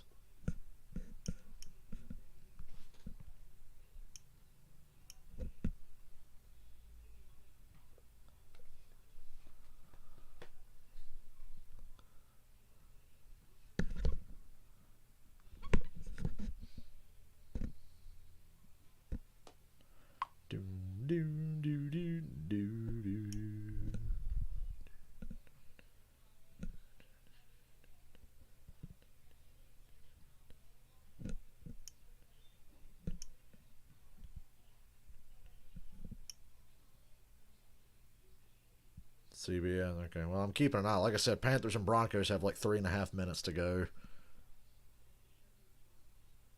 Teddy Bridgewater hits, wow, Cooper, 20, 15, out of bounds at the 11. Damn, Carolina can get back in this thing. Hold on, let's fucking... They're in the red zone. A quick touchdown right here, and they're back in it. Shows that he knows what to do with it. Punt return. Got the ball in my hands. I know I can get up the field. Did you just say onside kick coming up? You would think so. I didn't say that, but you can. Rodney Smith, the running back. Ooh, oh, whoa. Oh, Denver nearly had the game-sealing interception there. He has become one of the best. Well, I guess we're switching to this game now until it's over. Let me get the Panthers-Broncos drop chart up. Was this skill or luck? And he was kind of big, kind of modest. He said, but the one thing he does is he connects with the quarterback's eyes. If the quarterback is looking way past him, he's going to throw the ball with a higher arc. If he's just looking just over the top of his head, he knows that the ball is coming in his direction. And Bill Kohler, his defensive line coach, who's a former first-round pick, would take him back at 74. Carolina second and goal at the 10. They have all 3 timeouts, 3.5 minutes. They score a touchdown here. They're in this game. It's a run. Touchdown, Carolina. We got us a game now. This is a game, ladies and gentlemen. Not that it's an important game, but it's a game. You know that frustrates Vic Fangio being an old defensive coach that got a chance to shut him out, keep him out of the end zone, and squeeze the life out of him to allow him to get back in, and that's a huge hole and a nice cut by Davis. He ties a career high with his second rushing touchdown of the game. And now here's Joey Sly for the extra point. Fighting the Miami game. Carolina only down by 5 with 3:26 and all their timeouts left. And do you really think Drew Lock and the Broncos are going to put them away? Let me flip back to the Fox game and see what's up. A lot of dejected faces on the Minnesota sideline. That's what I saw when I flipped back. And get some real fast guys to get down there and make sure that if the deep guy, if he grounds himself, he's now got a long field to go. Panthers have failed to recover their last 5 onside kicks. I'm not onside kicking it here. I'm kicking off and making a stop. I got 3 timeouts and the 2-minute warning. Kick it off. 3:26, 3 timeouts and the 2. You're kicking off here. You're only down by 5. And Denver has everybody up except for the deep man Spencer. It's just so hard to try. And Carolina's going to go for an onside kick. But you get a drop area back a little bit deeper. You try to drop that ball in there. Well, you can see the way the ball is placed on the tee. Yep. It's the hypnotizer. It's the Falcon Killer. Here it comes. It's not going to work. That was a once-in-a-lifetime fluke. He squib kicks it. Oh, they got the Broncos pinned at their own 6. What a brilliant call. He squib kicked it. It rolled all the way down to the 2-yard line and stopped, and the Denver player had no choice but to pick it up, and then he got swarmed. So now they've got the Broncos backed up at their own 6.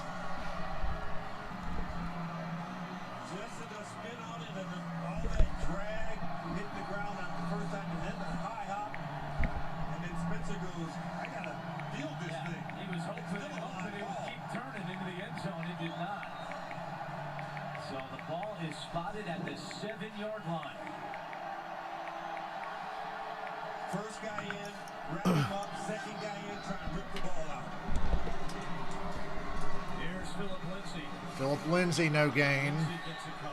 Save your timeouts, Carolina. No, they're going to burn one. I would honestly have saved one there.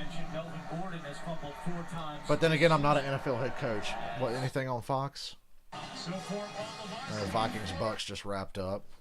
If there's a more important game, I'm switching back to Fox.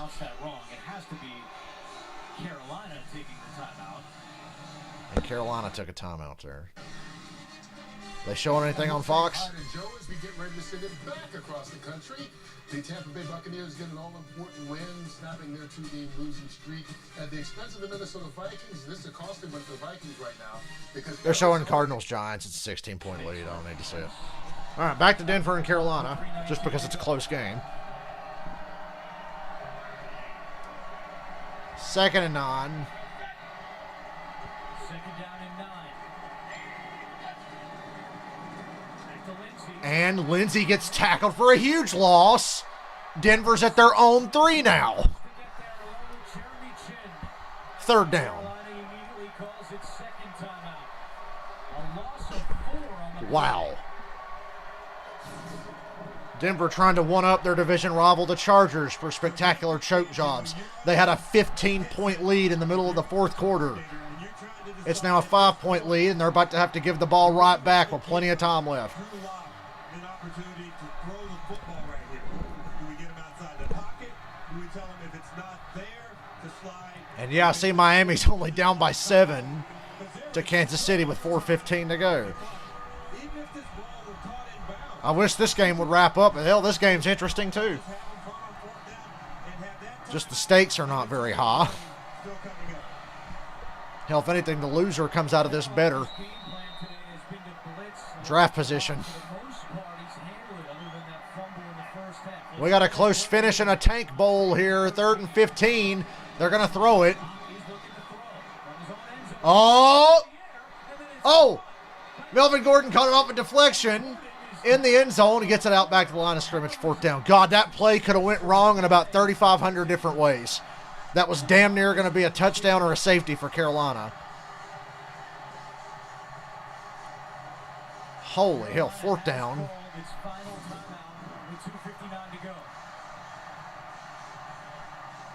Carolina's going to get the ball back in great field position. Drew Lock threw it at the back of the helmet of one of his offensive linemen. And Melvin Gordon with a heads-up job. You see the hit there on Lock.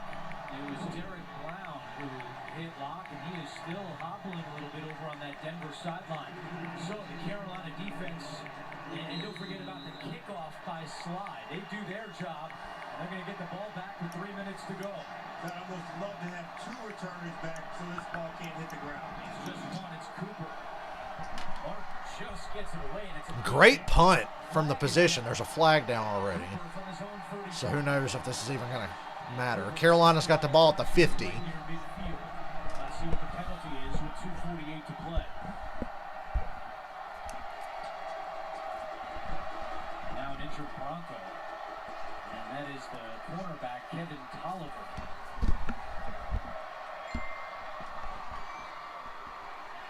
So you've got Tolliver down on the ground, and the official During the kick, holding, receiving team number 30. This 10-yard penalty will be enforced from the end of the kick. It's Carolina's ball, first down.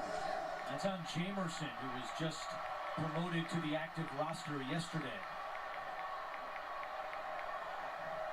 Broncos continue to attend to Tolliver. And a big penalty on Carolina. That's their 7th today. Carolina loses some of that field position. Come right back after this. What's on Fox? They're showing Cardinals Giants now. Yeah. Down goes Colt McCoy. The Cardinals have come back to life all of a sudden. That propels us forward. What did you make of that? It is the question. One word, 3 letters long. And without it, our purpose That's news. and our freedom fade. This Why did I not is mute the why. commercial? What am I doing? Bonus coverage on one of my streams.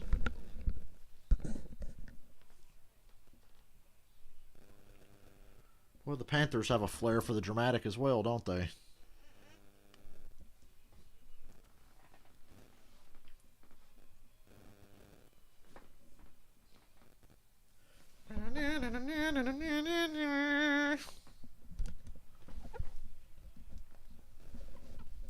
Come on. Well, we don't need a commercial this close to the fucking 2-minute warning. If we're just going to get another commercial at the 2-minute warning. Carolina 1st and 10, 2:48 to go.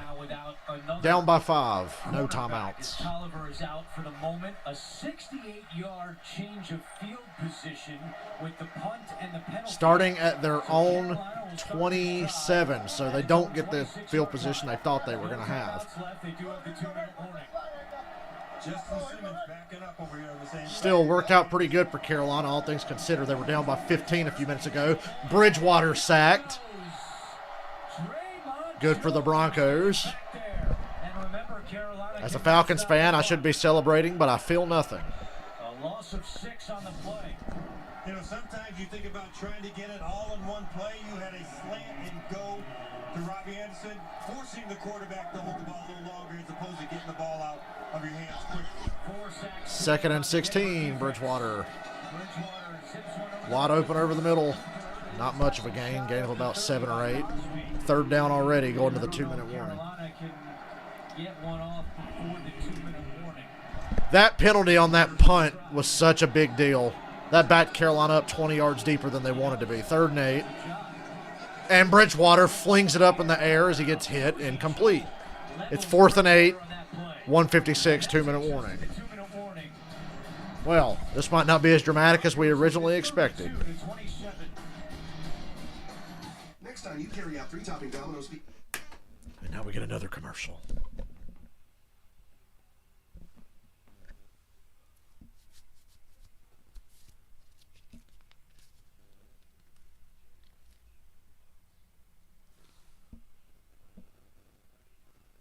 As soon as this game's done, I'm going to get off here and I'll see y'all at 8:20 or 8:25 tonight whenever the game kicks off in Buffalo. Just trying to pass the time for a couple minutes before I go eat. Food ain't ready yet. But I'm ready to eat.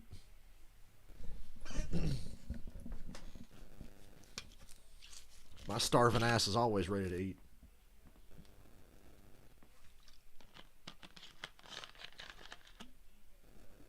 Pray for Washington. Yeah, Kyle Shanahan's going to be out for blood, man. He hates you guys.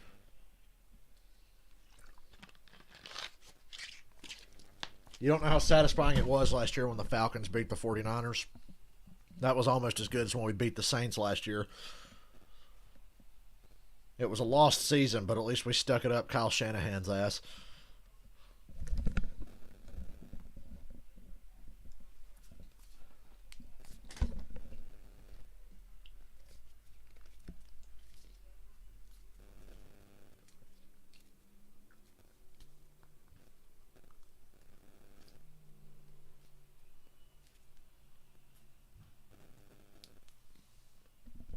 I really think the surprise of the day was Chicago kicking the shit out of Houston. I didn't think Chicago had that in them.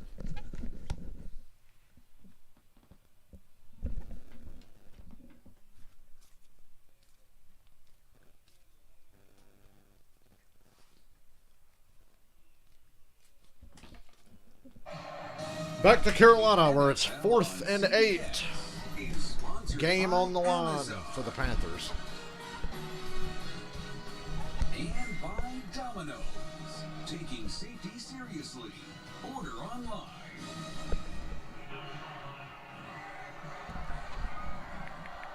Here's the ball game. It's 4th down and 8 for Carolina. If they don't get it, Denver can take a knee and run out the clock. This year, the Panthers have converted 10 times on 4th down. Look at the extra shade over here to block Chubb. I take it Bradley Chubb's been wrecking ass in this game based on how the Panthers are lined up here. And game over. Denver wins. Denver Broncos win 32-27. Well, all right. I'm going to go get off here and get something to eat. And I'll see you people back here at 8:20, 8:25.